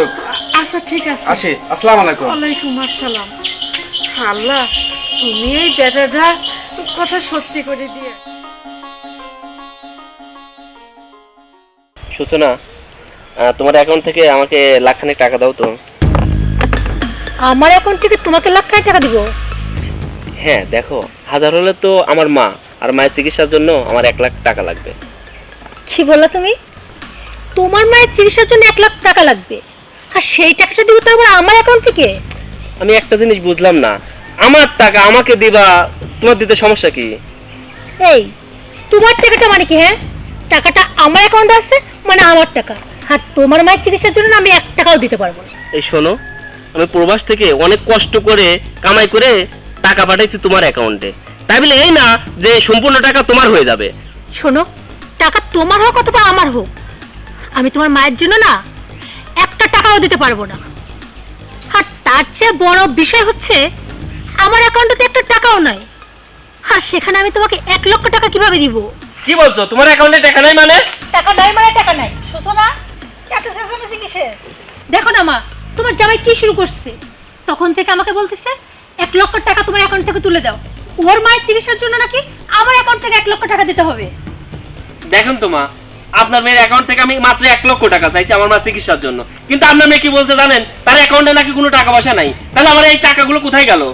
কি ব্যাপার দুলা ভাই, কখন থেকে আমার টাকা করতেছেন কি? শুধু না, টাকার পর কি লেখা আছে মোহাম্মদ সোহেল কি মোহাম্মদ হাসান এমন কিছু লেখা আছে? বলেন তো, শুধু টাকা করতেছেন, মিজাজটাই গরম করে দিল। টাকার পর নাম লেখা না এটা সত্য, কিন্তু ওই টাকার উপর আমার রক্তের ঘাম লেগে আছে। তুমি জানো একজন প্রবাসী কত কষ্ট করে টাকা উপার্জন করে? আপু কি বলছে আপনাকে বুঝেন না? আপনি টাকা সব খরচ করে ফেলছে। জামাই বাবা, এই সোজা কথাটা যদি বুঝতে না পারো তাহলে তো আর বলার কিছু নাই। শোনো, টাকা পয়সা যা কিছু ছিল সব কিছু খরচ করে আসলাম। কি বলছেন আম্মা? টাকা খরচ করে আসলেন মানে? আমার টাকা খরচ করলেন অথচ আমি কিছুই জানি না? আর হ্যাঁ, তুমি বলছিলে না টাকাগুলো আমি কি করলাম?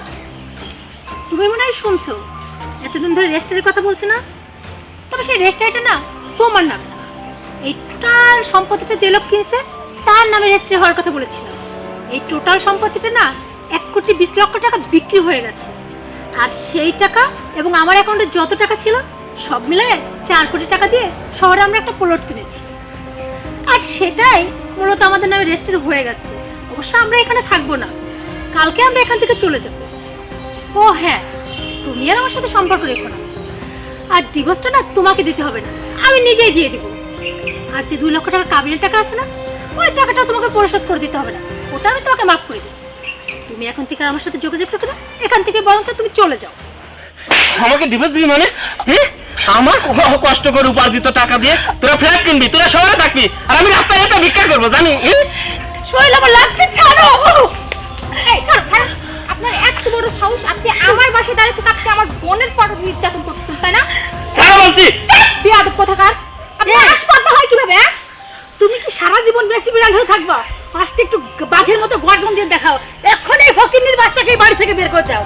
দাঁড়ায় আছো কিসের জন্য? বের করে দেওয়া বাদ দিয়ে একবার এদিকে আসো। ভাড়া ভাড়া পাচ্ছেন ভাড়া।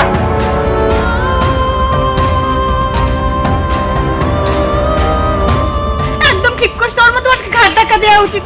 তোমাদের সামনে গায়ে হাত তুললো, কিচ্ছু করতে পারলো না। আর আপনি তোকে একটা থাপ্পড়ের জন্য তো আমি উচিত শিক্ষা দিচ্ছি, তাই না বল? আর এত টাকার মালিক হইছি আমরা। তা অবশ্য ঠিক আছে, একটা থাপ্পড়ের বিনিময়ে 4 কোটি টাকার মালিক হইতে পারছি। মা শোনো না, বলতেছিলাম ওই দিকের কি খবর? হ্যাঁ, আরে ওই দিকের নিয়ে কোনো টেনশন করিস না, সব কিছু রেডি, শুধু আগামীকাল ফিতা কেটে ফ্ল্যাটে উদ্বোধন। কি আগামীকালকে আমরা ফিতা কাটবো? শোনো, তাহলে তো খুশির খবর, যত তাড়াতাড়ি সম্ভব আমাদের তো সবকিছু গুছাইতে হবে। বাবা আসলে জলদি করে রামনা, চলো।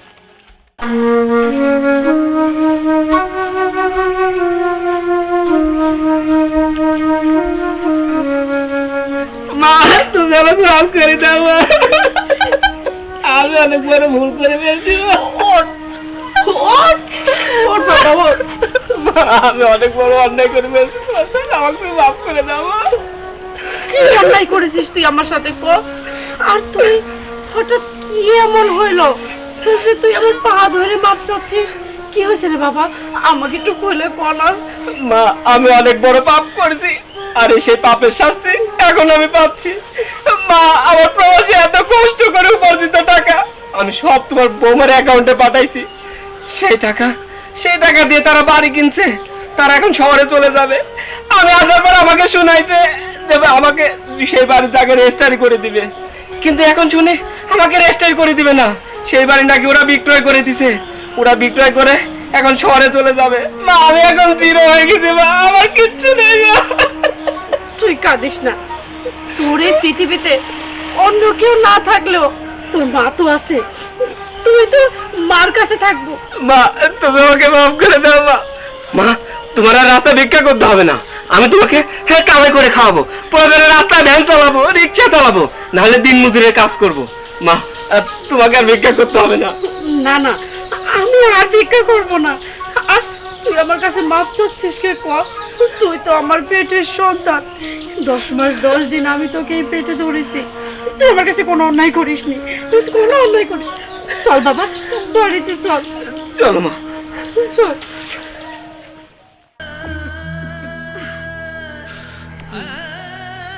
উনি উনি কি হইছে? আব্বা মেয়ে শুয়েছে কেন? কি হইছে?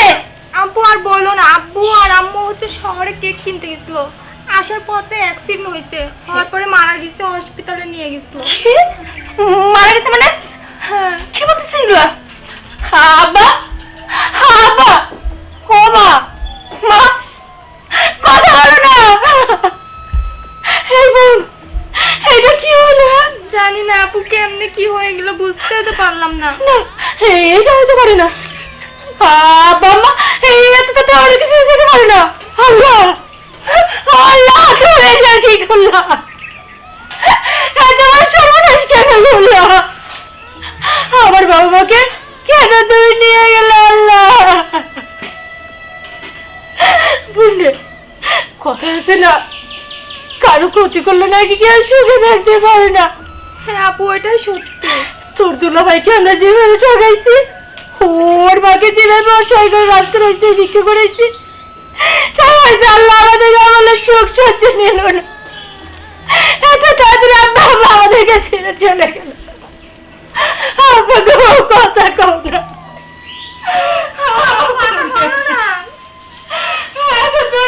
কি হবে? আব্বা মা আমাদের দুজনকে ছেড়ে এভাবে চলে গেল। মা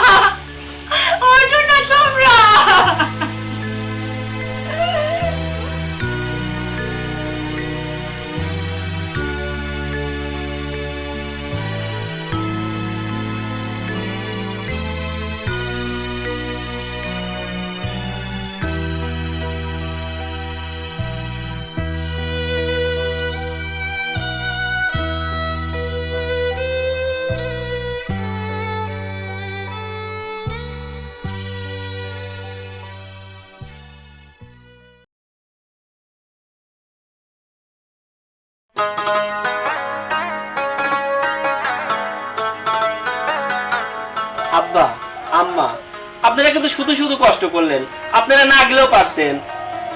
এটা কোনো কথা কইলে? তুমি বিদেশ থেকে আসতেছ আর একটু তোমাকে আনতে যাব না?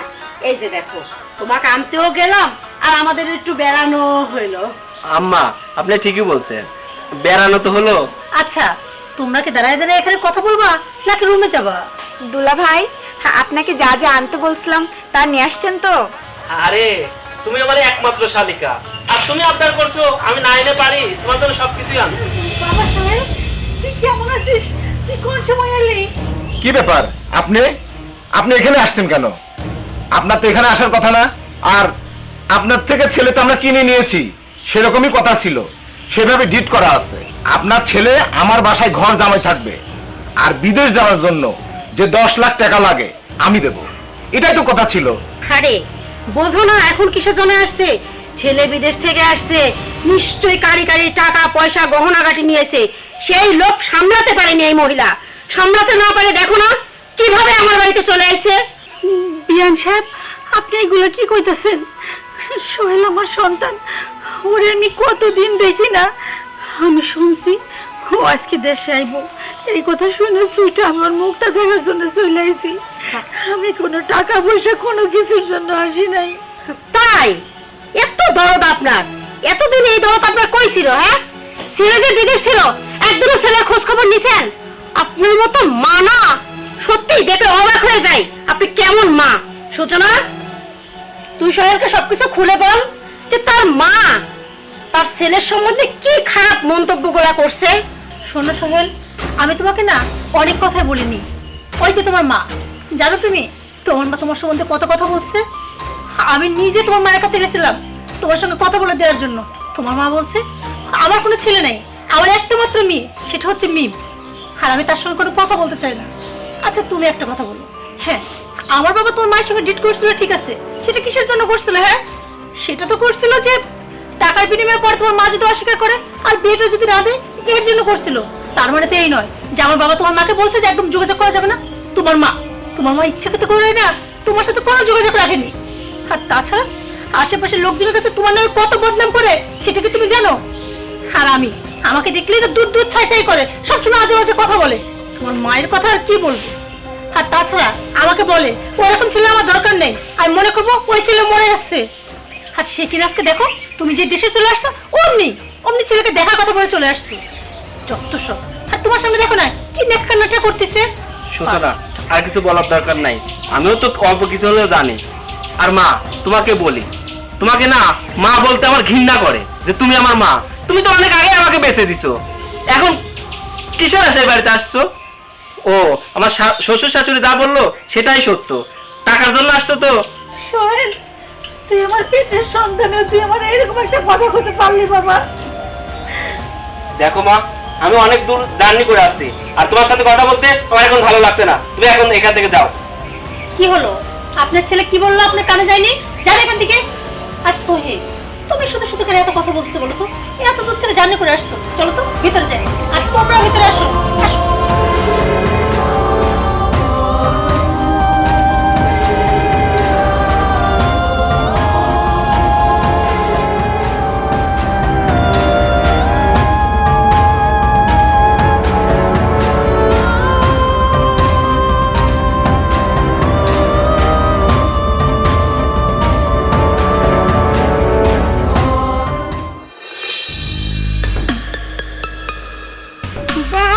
বাবা, সেদিন কি বললেন? ছেলে ভালোবাসার কারণে আমার ছেলে জন্যে তাই দেখতে আইছি। আর আজকে কি করতে আইছেন? হ্যাঁ, আজকে এসে 2 লাখ টাকা নিয়ে চলে যাচ্ছেন। আপনাদের কোনো হায়া লজ্জা নেই, তাই না? দেখেন, কথা ঠিকভাবে বলেন। আপনি এমনিতেই আমাদের পরিবারের মধ্যে যে অশান্তিটা লাগাই দিচ্ছেন না, আপনাকে তো আমার মানুষ বলতে ঘেন্না লাগে। এই মুখ সামলায় কথা বলো। হ্যাঁ, মানুষ বলতে ঘৃণা লাগে মানে? এই টাকা কোথায় থেকে পাইছো? এটা আমার ভাইয়ের রোজগারের টাকা। ও তাই, রোজগারের টাকা? তোমার ভাই রোজগার করছে কোথায় থেকে? আজ যদি তোমার ভাইকে কেরকেরির টাকা দিয়ে যদি আমরা প্রবাসে না পাঠাইতাম, ও যদি কামাই না করতো, তাহলে এই টাকা কোথা থেকে পেতাম? এই টাকা দাও, টাকা দাও। একদম ভালো হইব না। এই টাকাগুলো ফেরত দিয়ে দেন। দেখেন, এই টাকাগুলো যদি আপনি নিয়ে যান তাহলে আমার মেয়ের বিয়েটা ভেঙে যাইব, আমার মেয়ের বিয়েটা হইব না। দয়া করে আপনি এই কাজটা ভুল করে করেন না বিয়ান সাহেব, টাকাগুলো দিয়ে দেন। বিয়ে হবে কি হবে না সেটা আপনাদের ব্যাপার, ছেলে আমাদের, টাকাও আমাদের। বিয়ে সাহেব, এই কাজটা আপনি করেন না। এই টাকাটা যদি না দেন আমার মেয়ের বিয়েটা ভেঙে যাইব আর ওর জীবনটা নষ্ট হয়ে যাব। দয়া করে টাকাটা ফেরত দেন বিয়ে সাহেব। শোনেন, কোনো টাকা পয়সা ফেরত হবে না। ভালোই ভালোই বলতেছি, দুজনে এখান থেকে চলে যান, যান এখান থেকে। ব্যাস, অনেক হয়েছে, অনেক বলছেন। আপনারা যে কাজটা করতেছেন না, কোনোভাবেই ঠিক করতেছেন না। আর এই যে সম্মানের অজুহাত দিলেন না, এই সম্মানটা মনে রাখবেন আপনাদেরও আছে। আমাদের সম্মান যার ভয় থাকলে আপনার সম্মানও টিকবে না। মনে রাখেন, এর পরিণাম খুব খারাপ হবে, খুব ভয়ানক হবে। বিয়ান সাহেবা, শোনেন একটা কথা বলি, এই যে টাকাগুলো আমাদের থেকে কায়দা নিলেন, একদম ভালো করলেন না। এর জন্য আমি বিচার দেখবো, সালিশ দেখবো, কোথায় আপনাদের মান সম্মান থাকে সেটাও দেখে নেব। থাক মা, আচ্ছা ঠিক আছে, দেখা যাবে কি বিচার ডাকেন আর সালিশ ডাকেন। যান তো। চলো মা। যান। বাবা, তোমার এত কিছু কে আনা লাগবে? এত কিছু না আনলেও পারতে। আম্মা, আপনি কি যে বলেন, এটা তো আমার পরিবার, আর আমার পরিবারের জন্য তো আমি অনেক কিছু আনতেই পারি। সত্যি এমন ভাগ্য করে একটা জামাই পাইছি। সবার কিন্তু কপালে এরকম জামাই জোটে না, তাই না? হ্যাঁ, ঠিক কইছো আম্মা, আমিও কিন্তু এটা বলতে পারি যে সূচনাও ভাগ্য করে এমন একটা মা পাইছে। আসলে কখনো কেউ বুঝতেই পারবে না যে আপনি ওর সৎ মা বা সূচনা আপনার সৎ মেয়ে। দেখো, সূচনা আমার সৎ মেয়ে হইলো, ওকে আমি কিন্তু খুব ভালোবাসি, আমার নিজের মেয়ের মতোই কিন্তু বড় করছি। কি কও? হ্যাঁ, এ বুঝতে দেয়নি, এতদিন মানুষ করে বড় করলে। সত্যি মা, আমার কপাল, তোমার মতো একটা মা পাইছি। তুমি কখনো বুঝতে দাওনি যে তুমি আমার আপন মা না সৎ মা। ও ঠিকই বলছে, আমি ভাগ্য করে তোমার মতো একটা মা পাইছি। আচ্ছা, তোমরা কি এখানে শুধু গল্পই করবা? খাইতে হবে না? হ্যাঁ। আর ভাইয়া, তুমি না বলছিলা যে আমাদেরকে বিকেলে ঘুরতে নিয়ে যাবা? তাড়াতাড়ি চলো, খাওয়া দাওয়া শেষ করে আমি আবার একটু পার্লারে যাব, মেকআপ করব না? তোর সবসময় মেকআপ করতে হয়। এই চলো তো, খেয়ে দিয়ে সত্যি তো ঘুরতে যেতে হবে তো, ওঠো। হয়, আসো। মা, আসো। চলো। আচ্ছা মাদবর সাহেব, আমার কি টাকার অভাব পড়েছে? আমি ওনার থেকে টাকা কাটিয়ে নেবো রাস্তায়, কোন তো দেখি আপনি। সোহেলের মা, ইনি যা বলতেছে এগুলো কি ঠিক? মাদবর সাহেব, আসলে আমরা গরিব মানুষ তো, আমাদের কথা আপনারা বিশ্বাস নাও করতে পারেন। দেখেন, আমার মেয়ের বিয়ের জন্য আমার ছেলের কাছে আসছিলাম। আমার ছেলে 2 লাখ টাকা দিছে। আমি আর আমার মেয়ে ওই বাগানের রাস্তা দিয়ে যাইতেছিলাম। যাইতে যাইতে হঠাৎ আমার বিয়ে আর বিয়ানের সাথে দেখা। তারা কি করলো জানেন? দুজন যত রকমের মান অপমান, বাজে কথা, পচা কথা, এমনকি আমার মেয়ের গায়ে হাত পর্যন্ত তুললো। তারপরে আমাদের কাছ থেকে টাকাগুলো কেটে নিল। আচ্ছা মাদ্রাস সাহেব, আপনি একটা কথা বলেন তো, আমার বাবা মার বা আমাদের টাকা পয়সার কোনো অভাব আছে? আর ওই যে আমার শাশুড়ি মা যেটা বললো যে তার মেয়ের বিয়ের জন্য নাকি তার ছেলে দিছিল, তাহলে আমার বর তার বোনের বিয়ের জন্য যদি 2 লাখ টাকা দেয়, 2 লাখ টাকা সে 10 লাখও দিতে পারে। এখানে দিচ্ছে কি তার বোনের জন্য তার ভাই দিচ্ছে, এখানে আমার বাপ মা কিসের জন্য সেই টাকা কেড়ে নিতে যাবে? কত বড় বদনাম দিচ্ছি আমার বাপ মা নয়, দেখছেন? আরে আমরা টাকা কাটবো কেন? এটা কোন তো একটু বুঝায় কোন তো দেখি। এরা তো ঠিকই করছে, এর টাকা পয়সা কি অভাব আছে? যেটা টাকা পয়সা খাইয়ে দেবে, কথা তো ঠিকই পাইছে। মাদ্রাসা, আমাদের টাকা পয়সা না থাকতে পারে, কিন্তু আমাদের ইজ্জতের অনেক দাম আছে। আর উনরা মুখে যেগুলা কইতাছে, এগুলা যদি সত্যি হতো তাহলে আজ আপনার পর্যন্ত আমাদের আশা লাগতো না। আমার মেয়েটার বিয়েটাও ভেঙে গেল, এখন কি হবে? আমরা গরিব মানুষজন কি আমরা কোনো ন্যায্য বিচার পাবো না? আচ্ছা মাদ্রাসা, প্রমাণ ছাড়া কোনো কথা হয়? এই যে ওনারা আমার বাপ মার নামে এত বাজে বাজে কথা বলছে, আমার মাথা অসুস্থ হয়ে যাচ্ছে ওনাদের কথা শুনে। ওনাদেরকে জীবন্ত কোনো প্রমাণ আছে নাকি? আচ্ছা সোহেলের মা, তোমার কাছে কি কোনো প্রমাণ আছে যে তোমার সামনে দিন যে টাকা পয়সা খাইয়ে নিল, এগুলি হয়তো দেখিছে কেউ? না না মাদবর সাহেব, তখন তো আমরা বাগানের রাস্তা দিয়ে যাইতেছিলাম, আর আশেপাশে তখন দুপুর টাইমে কেউ ছিল না, আমি আর মাই ছিলাম শুধু। আচ্ছা, কেউ যেহেতু দেখে নাই, প্রমাণও নাই, তাহলে এর আমি কি বিচার করে দেবো? তাহলে এখানে শেষ করে দেয় নাকি? তোমরা কি কও? সোহেল, দেখো দেখো, ওই যে মিমের গলায় যে মালাটা দেখছি, ওটা তো আমার মালার মতো মনে হচ্ছে, নাকি ও চুরি করে আমার মালাটাই পরে আছে? হ্যাঁ, ওরকম একটা মালাই তো আমি আসার সময় তোমার জন্য নিয়ে আসছিলাম। ভাবি, তুমি এগুলো আবল-তাবল কথা কি বলতেছো? তুমি তো আমার এই মালাটা গিফট করছিলা, বলছিলা যে মিমি তুই তো আমার ছোট বোনের মতন, এই মালাটা তোকে আমি পরতে দিলাম, আর এখন সবার সামনে আমায় তুমি এগুলো আবল-তাবল কথা বলতেছো কেন? এই কি বলছো তুমি? আমি তোমার ওই মালাটা গিফট করছি? আমার কি মাথার সমস্যা? হ্যাঁ, ওই মালাটা আমার বড় আমাকে ভালোবেসে গিফট করছিল, আর আমার গিফটের জিনিস কেন আমি তোমাকে গিফট করতে যাব? আর তাছাড়া তোমার ভাই তো কি হয়েছে, বিদেশ থেকে যে গয়নাটা নিয়ে আসছিল সে তোমার জিনিসটা তোমাকে দিয়ে দিছে। মাদ্দার স্যার, এখন বুঝতে পারছেন তো আসল চোর কে? হ্যাঁ, চোরকে তো দেখলামই। তাহলে সোহেল, বোন যেহেতু তোমার, বিচারটা তুমিই করে দাও, কি করব আমি?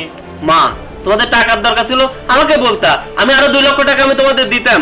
তুমি আমার উঁচু মাত্রাটা নিচু করে দিলা। চোরের বিচার একটাই, ওই চোরে জুতার মালা গলায় দিয়ে পুরো এলাকায় ঘোরাতে হবে। তাহলে ঠিক আছে, এটাই হোক। বলে ওই জুতার মালাটা নিয়ে আসো তো, নিয়ে এসে পড়া দাও। চাচা জুতা নিয়ে আইছি। দে, আমি দেখব।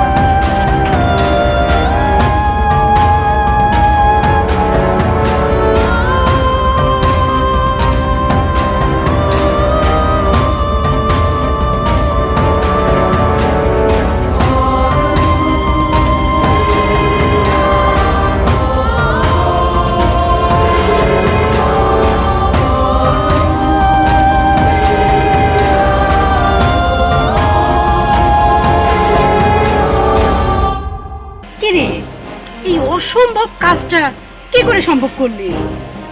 শোনো মা, যখন আমি শুনলাম না যে বিচারের কথা চলতেছে, তখন ভাবলাম কিছু তো একটা প্ল্যান করতে হবে। হঠাৎ করে আমার মাথায় একটা বুদ্ধি আসলো যে চেনটা যদি আমি মিমিকে গিফট করি, তারপর প্ল্যান মাফিক মনে করো ওই চেনটা নিয়ে যে মিমিকে গিফট করলাম, আর মিমি তো চেনটা পেয়ে খুব খুশি, অমনিও গলায় পরে নিল।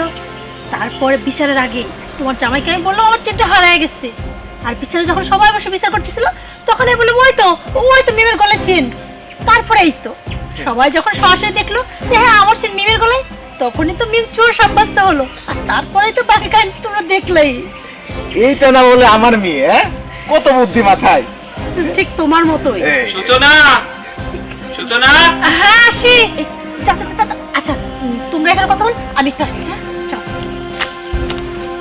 আগে নাকি তোমার এরকম কেলেমে বুদ্ধি ছিল, তোমার মেয়েও হয়েছে ওরকম। চলো বাড়ি চলো। আরে ডাকলা যে হঠাৎ? হ্যাঁ, আমি তো তোমাকে এর আগেও বলছিলাম যে আমি আর প্রবাসে যাব না। জানো, প্রবাসে না অনেক কষ্ট, আর আমি চাই না আর প্রবাসে যেতে। তাই আমি চাচ্ছিলাম কি বাজারে একটা দোকান করবো, আর কথা হয়ে গেছে ওই জায়গায় 5 লাখ টাকা অ্যাডভান্স করতে হবে, আর দোকানের মালামালের জন্য কিছু টাকা হলে পারে আপাতত দোকানটা রানিং হয়ে যাবে। আরে এইটা তো খুব ভালো খবর, আর আমিও চাই না তুমি আবার বিদেশে যাও, কারণ তুমি ওখানে এত কষ্ট করো। তার চেয়ে বড় কথা, আমি তোমার পাশে থাকতে পারি না, তোমার অসুখ হলে আমি দেখতে পারি না, এইটা না আমার ভালো লাগে না। এটাই ভালো সিদ্ধান্ত নিচ্ছ, দেশে একটা দোকান করবো, সারাদিন কাজ করে দিন শেষে আমরা একসঙ্গে থাকবো। আচ্ছা বুঝতে পারছি, টাকা লাগবে তাই তো? ঠিক আছে, আমি আব্বাকে বলে টাকার ব্যবস্থা করে দিচ্ছি। হ্যাঁ আচ্ছা, তুমি আব্বাকে বলে আপাতত 10 লাখ টাকা এখন দাও, আর বাদ বাকি যখন দরকার হয় তখন আব্বার থেকে আমি চাই নিব। আচ্ছা ঠিক আছে, তাহলে আমি আব্বাকে যা বলি। হ্যাঁ আচ্ছা আচ্ছা, এই যে এগুলো তো পরিষ্কার করা দরকার, আর এই যে ছোট ছোট গাছগুলো আছে, এই বড় গাছগুলাও কিন্তু কাটে দিবা। কবে করবে এগুলো? শোনো, আজকে তুমি তো একটা লেবারের ব্যবস্থা করবে, কালকে থেকে কাম শুরু করে দিবি। আচ্ছা, এই লেবারের ব্যবস্থাটা আমার করা লাগবে। আজব কথা বাচ্চা কয়। আচ্ছা, আমি করবো না, হয়েছে তো, তোমার ওই অভ্যেস গেল না। মা, কি রে জামাই ডাকলো কিসের জন্যে? ওই যে তোমার জামাই বলতেছিল আসলে তোমার জামাই আর বিদেশ যাবে না, ও বলতেছে কি দেশে একটা ব্যবসা বাণিজ্য করবে। অলরেডি ও একটা দোকানের সঙ্গে কথা বলছে, তার জন্য নাকি 5 লাখ টাকা অ্যাডভান্স দিতে হবে, আর ওই যে মালামাল তুলবে না সেই বাবদ কিছু টাকা লাগবে। এর জন্য তোমার জামাই বলতেছিল টাকাগুলো এখন দাও, আমি অ্যাডভান্সটা দিয়ে আসি। টাকা মানে কিসের টাকা দিবি? আরে মা, বুঝলা না তুমি? তোমার জামাই যখন বিদেশ ছিল না, তখন যে টাকাগুলো পাঠাইছিল না, সেই টাকাগুলোই চাচ্ছে। টাকা কই না, ওইটা কিসের টাকা পাঠাইছে? দেখো আব্বা, তুমি কিন্তু একদম মজা করতেছো। আরে তোমার জামাই বিদেশ থেকে তোমার অ্যাকাউন্টে তো টাকাগুলো পাঠাইছে, ভুলে গেলা? শোন, তোকে একটু ক্লিয়ার কাট কথা বলাই উচিত আমার মনে হয়। এই যে তুই আমার সৎ মেয়ে, তোকে কম আদর যত্নে তো বড় করা হয়েছে।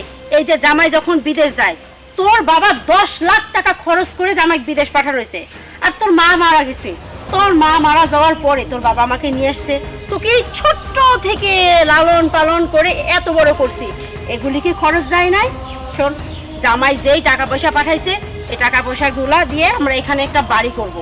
এখানে একটা দোতলা বাড়ি হবে। আমাদের খুব ইচ্ছা একটা দোতলা বাড়ি করা। সেখানে তুই একদম ব্যাগরা দেওয়ার চেষ্টা করবি না কিন্তু। শোন, দোতলা বাড়িটা ভাবলাম আখির নামে দিই। কি বলতেছো তোমরা এগুলা? তোমরা দোতলা কেন 4 তলা করো তাতে আমার সমস্যা নাই, কিন্তু আমার স্বামী সে বিদেশ থেকে অনেক কষ্ট করে টাকাগুলো পাঠাইছে, আর তোমরা সেই টাকাগুলো ওকে দিয়ে বাদতে বলছো এখানে দোতলা বাড়ি করবা? এই আপু, মা তো কি কইছে তুই শুনতে পাস নাই? হ্যাঁ, আর তোর সাথে আমি এতদিন কেন ভালো ব্যবহার করছি জানিস? কারণ তোর এই টাকা পয়সাগুলো হাতিয়ে নেওয়ার জন্য। আর এখন তো আমরা সবকিছু নিয়েই নিছি, এখন ভালোই ভালোই বলতেছি কি এই বাড়ি থেকে বের হয়ে যা। আর শোন, যদি দুইজনে ভালোই ভালো এখান থেকে বের না হয়, ঘর ধাক্কা দিয়ে কিন্তু বের করে দেওয়া হবে। দেখো মা, তোমরা আমাকে ঘাট ধাক্কা দিয়ে বের করে দাও আর যা খুশি করতে পারো, যদি আমাদেরকে মারতে মারতে এখানে মেরে ফেলো না, তবু টাকা না পেলে না এই বাড়ি থেকে আমরা যাব না। ও তাই? মারতে মারতে মেরে ফেললেও এখান থেকে যাবি না? কি গো, এই সোজা আঙ্গুলে যদি ঘিটা না ওঠে তাহলে আঙ্গুল তো একটু ব্যাখ্যা করাই লাগবে নাকি বকাও? তাহলে যেই কথা বলেছিলাম সেটা করো। হ্যাঁ, সেই কামই করবো।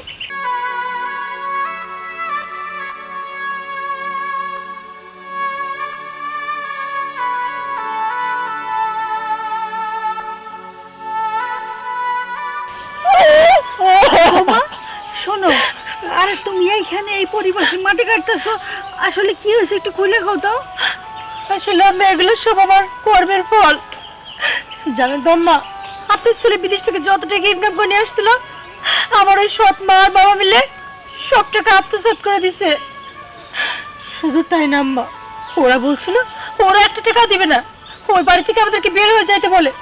আমি বলছিলাম না, ওই টাকা না নিয়ে আমি বাড়ি থেকে যাব না, তাতে যদি আমার মরতে হয় আমি ওখানেই থাকবো। একটা সময় তারা লোক লাগাই দিয়ে আপনার ছেলের উপর খুব অত্যাচার করে, আর সেই অত্যাচারে মার খেয়ে আপনার ছেলে পঙ্গু হয়ে যায়। আম্মা, বৌমা, তুমি এগুলো কি করতেছো? জানেন তো আম্মা, আজকে যাদের জন্য আপনাদেরকে চোর বানালাম, তারাই আজকে আমাদেরকে এইভাবে নিঃস্ব করে দিল। বিশ্বাস করেন আম্মা, আপনি বিয়ে করে চুরি করেনি, ওটা ছিল টোটাল আমার সাজানো একটা নাটক। আমি ওকে ইচ্ছাকৃতভাবে মিথ্যা অপবাদ দিয়েছি মা, তার বিনিময়ে আজকে এই শাস্তিটা পাচ্ছি। বৌমা, আর যাই কও না কও, আমরা গরিব হইতে পারি, কিন্তু ওই আদর্শ দিয়ে আমার ছেলে মেয়ের মেয়ে মানুষ করিনি। আমার মেম চুরি করতে পারে না। আচ্ছা যাই হোক, আমার শরীর এখন কোন জায়গায় আছে, তুমি ওর কাছে আমারে নিয়ে চলো, আমি ওর একটু দেখতে চাই। বৌমা, তুমি ওর কাছে আমারে নিয়ে চলো। হ্যাঁ আম্মা, হ্যাঁ, আপনাকে আমি আপনার ছেলের কাছে নিয়ে যাবো, চল আসেন আমার সাথে।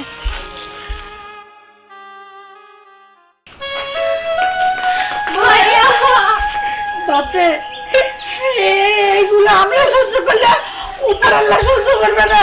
মা, এটা আমার পাপের ফল। তোমাদের উপর আমি যে অত্যাচার করেছি, অবিচার করেছি, আল্লাহ আমাকে সেই পাপের ফল হিসাবে পুরো বানায় দিচ্ছে। মা সোহেল, আমি মাকে সব কিছু খুলে বলেছি। ভাইয়া ওঠ, তুই আমার উপরে ভর দিয়ে দাঁড়া, দরকার হয়। তুই চিন্তা করিস না ভাইয়া, আমি আছি, মা আছে, বাবা নাই, কিন্তু আমি মা থাকতে তোর কোনোদিনও আমরা কিচ্ছু হতে দিব না ভাইয়া। দরকার হয় মানুষের দ্বারে দ্বারে ঘুরবো, হাত পেতে ভিক্ষা টাকা নিয়ে আসবো, মানুষের বাসায় কাজ করে করে টাকা নিয়ে আসবো, তবুও তোরে আমরা সুস্থ বানাবো ভাইয়া। বন্ধে, তোরা আমাকে এত ভালোবাসে, অথচ দেখ ওরা আমার সাথে এমন করে নাটক করছে। আমি বুঝতেই পারি নাই, আমি ভাইয়ের তোকে চিনতে পারি নাই, আমি তোকে মিথ্যা চোরের অপবাদ দিচ্ছি। আমার মাকে আমি কখনোই একটু সেবা যত্ন করি নাই, আর কোনো খোঁজ খবরও রাখি নাই। মা, তুমি আমাকে মাফ করে দিও। মা বাবা শোন, যার কেউ নাই তার উপরে আল্লাহ আছে। আর ওরা ষড়যন্ত্র করে এগুলা করে কি করবো? কিচ্ছু করতে পারবো না। দরকার হয় গায়ের সমস্ত রক্ত বিক্রি করে দেবো, কিডনি বিক্রি করে দেবো। তোরে আল্লাহর রহমতে সেই আগের মতো সুস্থ করে তুলবো ইনশাআল্লাহ। তুই কোনো চিন্তা করিস না, আমরা তোর পাশে আছি। বৌমা কি বলো? হ্যাঁ আম্মা ঠিকই বলছে। দেখো তুমি ভেঙে পড়ো না। এই যে মা বললো না আমরা সবাই তোমার পাশে আছি, আর আমাদের সব কিছু শেষ হয়েছে, তাতে কি হয়েছে? কিন্তু জানেন আম্মা, ভাবতে অবাক লাগে।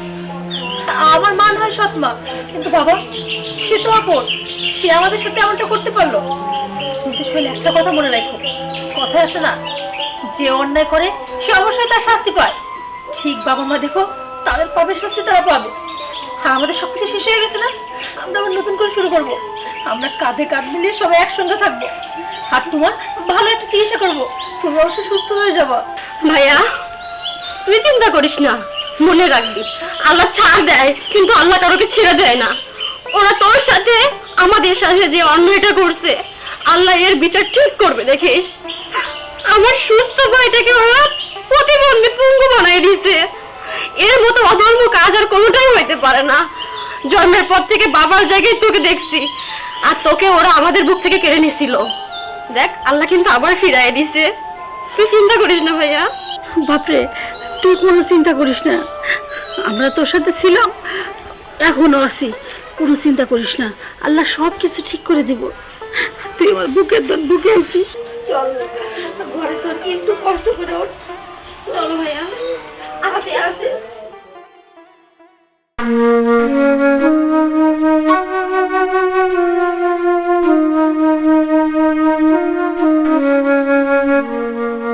আরে এই দাঁড়ান, আপনাদের দুইজনে খুব চিনা লাগতেছে। আপনার আমার বিআইপিএন না? আচ্ছা আপনার ঘরে দুইজন এই অবস্থাকে, আপনার হাতে ভিক্ষার থালা, ওনার হাতে লাঠি, গায়ে গামছা, এই করোনা অবস্থা কেমন হইলো? এইগুলি হচ্ছে আমাদের পাপের ফল। আজ আমরা যে পাপ করছি সেই পাপের ফল হিসাবে এটা পাইছি। তার মানে কি? একটু খুইলা গন্ধ কি হয়েছে? বিয়া শুনবেন আপনি কি হয়েছে? তাহলে শুনেন। কিরে তোর মনের আশা তো পূর্ণ হয়ে গেল। আল্লাহ দিলে আমরা আর 2-3 দিন পরেই ফ্ল্যাটে উঠতে পারবো। এই যে টাইলসের কাজটা করাই শেষ, তাই না? হ্যাঁ শেষের দিকে। হ্যাঁ উঠতে পারবো, তবে ওই ফ্ল্যাটে আমি আর তোমার জামাই উঠবো, তোমরা উঠতে পারবে না। কি বলিস এসব? আমরা উঠতে পারবো না মানে? তুই আর জামাই উঠবি, আর আমরা কই যাব? মা তুমি হয়তো ভুলে গেছো যে এখন এই বাড়ির মালিক আমি, কারণ তোমরা দুজন মিলে ওই বাড়িটা আমার নামে রেজিস্ট্রি করে দিয়েছো। এখন আমার বাড়িতে আমি কাকে রাখবো না রাখবো সেটা আমার ব্যক্তিগত বিষয়। তোমরা বাড়ি থেকে বের হয়ে যাও। আর ওই বাড়িতে শুধু আমি আর তোমার জামাই থাকবে। আর আমার ছোট্ট একটা ননদ আছে, ও তোর ভাইকে ছাড়া থাকতে পারে না, ও আমাদের সাথে থাকবে। আখি, বাড়িটা তোকে রেজিস্ট্রি করা দেওয়া হয়েছে মানে এই না যে বাড়ি তোর হয়ে গেছে। দেখ তুই আমার নিজের মেয়ে, সেই জন্য আমরা তো বাড়িটা রেজিস্ট্রি করে দিছি। শোনেন, অনেকক্ষণ কথা বলছেন, আমি শুধু চুপচাপ শুনছি। আপনার মেয়ে কি বলছে আপনি শোনেননি? এখন এই বাড়ির লিগেল গার্জিয়ান, এখন ও কাকে রাখবে না রাখবে এটা নিতান্তই ওর ব্যাপার। যাই হোক, আপনার শ্বশুর শাশুড়ি মানুষ, আপনাদেরকে আর ঘাট ধাক্কা দিয়ে বের করে দিতে পারবো না। তাই বলছি কি, সম্মান থাকতে এখান থেকে চলে যান। আর ওই বাড়িতে আপনাদের কোনো স্থান নেই। এই চলো। এতদিন আমরা কি কালসা পুষলাম? শোনাও কোনোদিনও এরকম কথা কয়নি। আজও আমার পেটের মেয়ে হয়ে আমাদের রাস্তায় বের করে দিল। চলো। শুনলেন তো বিয়ান সব কথা। এবার কোন আমরা কই যাব, কি খাবো? আমাদের তো কোনো আর বাচ্চা কাচ্চা নাই যে তার বাড়ি গিয়ে উঠবো, সে আমাদের কামাই করে খাওয়াবে। বিয়ান একটা কথাই আছে না, আল্লাহর মায়ের দুনিয়ার ভাই। এই কপালের লেখা কেউ কোনোদিনও খণ্ডাইতে পারেনি, আর পারবো না। শোনেন, আপনার যে মেয়ে পেটে ধরছেন, আপনার মেয়ে আপনার সাথে এইরকম একটা বেইমানি করতে পারলো, আর সূচনা আপনার সৎ মেয়ে বলে তার বাড়ি থেকে কিভাবে বাড়ি করে দিলে। শোনেন, যা হবার হয়ে গেছে, আপনাদের আর ভিক্ষাকরণ লাগবে না। আমরা যদি বাড়িতে যাই নুন ভাত খাই, আপনারাও খাবেন। কিন্তু বেয়াম, এই মুখ নিয়ে আমি সূচনার সামনে কি করে যাই কোন? আমি তো ওর সাথে এত অন্যায় করছি যে ওর সামনে যাওয়ার মতো মুখ আমার নাই। বেয়াম, আপনার কাছে মাপ চাই আমি।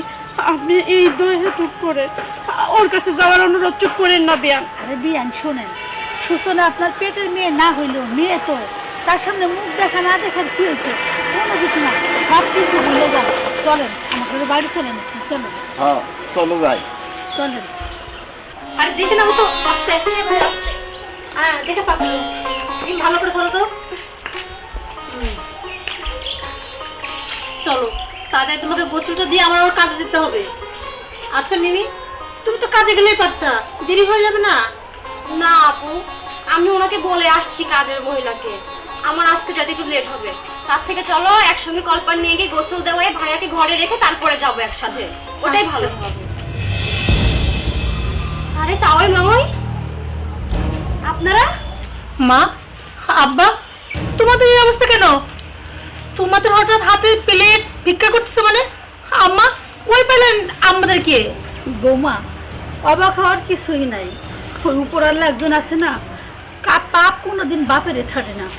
দেখলাম রাস্তায় ভিক্ষার থালা নিয়ে ঘুরে বেড়াইতেছে, তাই তোমাদের দেখানোর জন্য বাড়ি টাইনে নিয়ে আসলাম যে দেখো কি হাল হয়েছে। মারে, তোর শাশুড়ি ঠিকই বলছে। সত্যি ও পাপ কোনো সময় পাপ কেউ ছাড়ে না। আজ দেখ, তোর সাথে এই অন্যায় অবিচার করার জন্য আজ আমরা পুরস্কার পাইছি। আমার সাথে অন্যায় অবিচার করছি, আমার টাকা পয়সা সব আত্মসাৎ করছে। এই দেখ, আল্লাহ আল্লাহ কত বড় একটা থালা ধরাই দিয়েছে। আল্লাহ কত বড় একটা থালা ধরাই দিয়েছে পুরস্কার হিসেবে। মা তুই আমার মাফ করে দিস মা, তোর সাথে অনেক অন্যায় করেছি মা। আব্বা, এসব তুমি কি বলতেছো? হ্যাঁ, তোমাদের তো ভালো অবস্থা ছিল, হঠাৎ করে তোমরা পকে হয়ে গেলে কিভাবে? আব্বা সবকিছু খুলে বলেন তো, আসলে কি ঘটছে? জামাই বাবাজি, এগুলো আমরা পুরস্কার পাইছি। জানো পুরস্কারটা কে দিছে? আমি আমি যা পেটে ধরছি, আখি আখি আমার পুরস্কার দিয়েছে।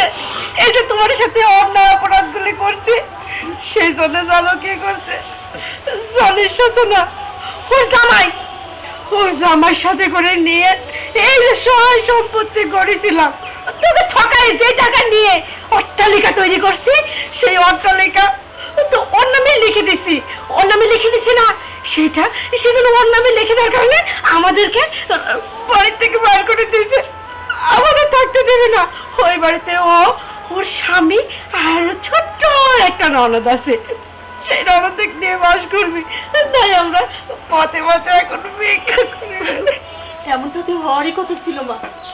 তুমি আর বাবা সবাই মিলে আমাদেরকে যেভাবে ঠকাইছো, তোমার জামাই বিদেশে এত কষ্ট করে টাকাগুলো বসেছিল, যেভাবে আমাদের টাকাগুলো তোমরা আত্মসাৎ করে দিলা, তাতে তোমাদের সাথে এমন হবে না? কোথায় আছে না, আল্লাহ মাসকে ছাড় দেন কিন্তু ছেড়ে দেন না। আর তোমাদের সঙ্গে না আজকে ঠিক তেমনটাই হয়েছে। সূচনা, এগুলো বাদ দাও। বাবা মা যে ভুলগুলো করছে তার কিন্তু বিচারও পায়ে গেছে।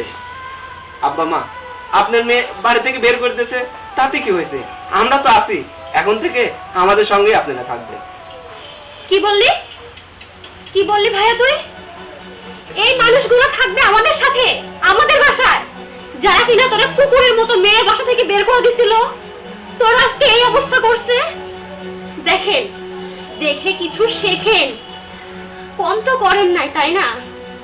একটু আশ্রয়ের জন্য কেমন করছে, তারপরেও আপনারা আমার ভাইকে পাগলের মতো মারছেন, মেরে বাড়ি থেকে ঘাড় ধরে বের করে দিছেন। আর সেদিন আমাকে আর আমার মাকে জঘন্যভাবে অপমান করছিলেন। আমার হাত থেকে আমার ভাইয়ের দেওয়া মাত্র কিছু টাকা, সেইটাও চিলের মতো থাবা দিয়ে কেড়ে নিছিলেন। তারপরে কি করলেন? ভাবির দেওয়া গিফট হিসেবে যে একটা গলায় চেন ছিল, সেই চেন চুরির অপবাদে সারা মহল্লা গ্রামের সামনে আমাকে আর আমার মাকে জুতার মালা গলায় পরায় দিছিলেন। জুতার মালা গলায় নিয়ে আমরা নিঃস্ব হয়ে রাস্তায় রাস্তায় ঘুরে বেড়াইছি। দেখছেন আজকে আল্লাহ কিভাবে বিচার করে দেখছেন? বলছিলাম না আল্লাহ ছাড় দেয় কিন্তু ছেড়ে দেয় না। তার ফল আজকে আপনাদের হাতে নিজের ভিক্ষা থালা। আর বলো না, আর বলো না, সহ্য করতে পারতেছি না আমি, সহ্য করতে পারতেছি না। আমি থাকবো না এই জায়গায়, তোমাদের এত কষ্ট দিছি, এত অপমান করছি, এই জায়গায় থাকবো না। চলো চলো, আমরা চলে যাই।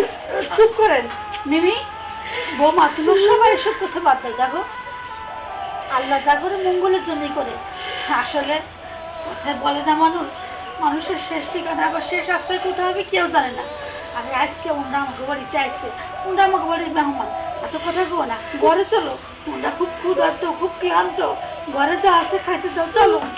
আচ্ছা মা, ঠিক আছে। মিমি, একটু ধরো তো তোমার ভাইকে দেখি।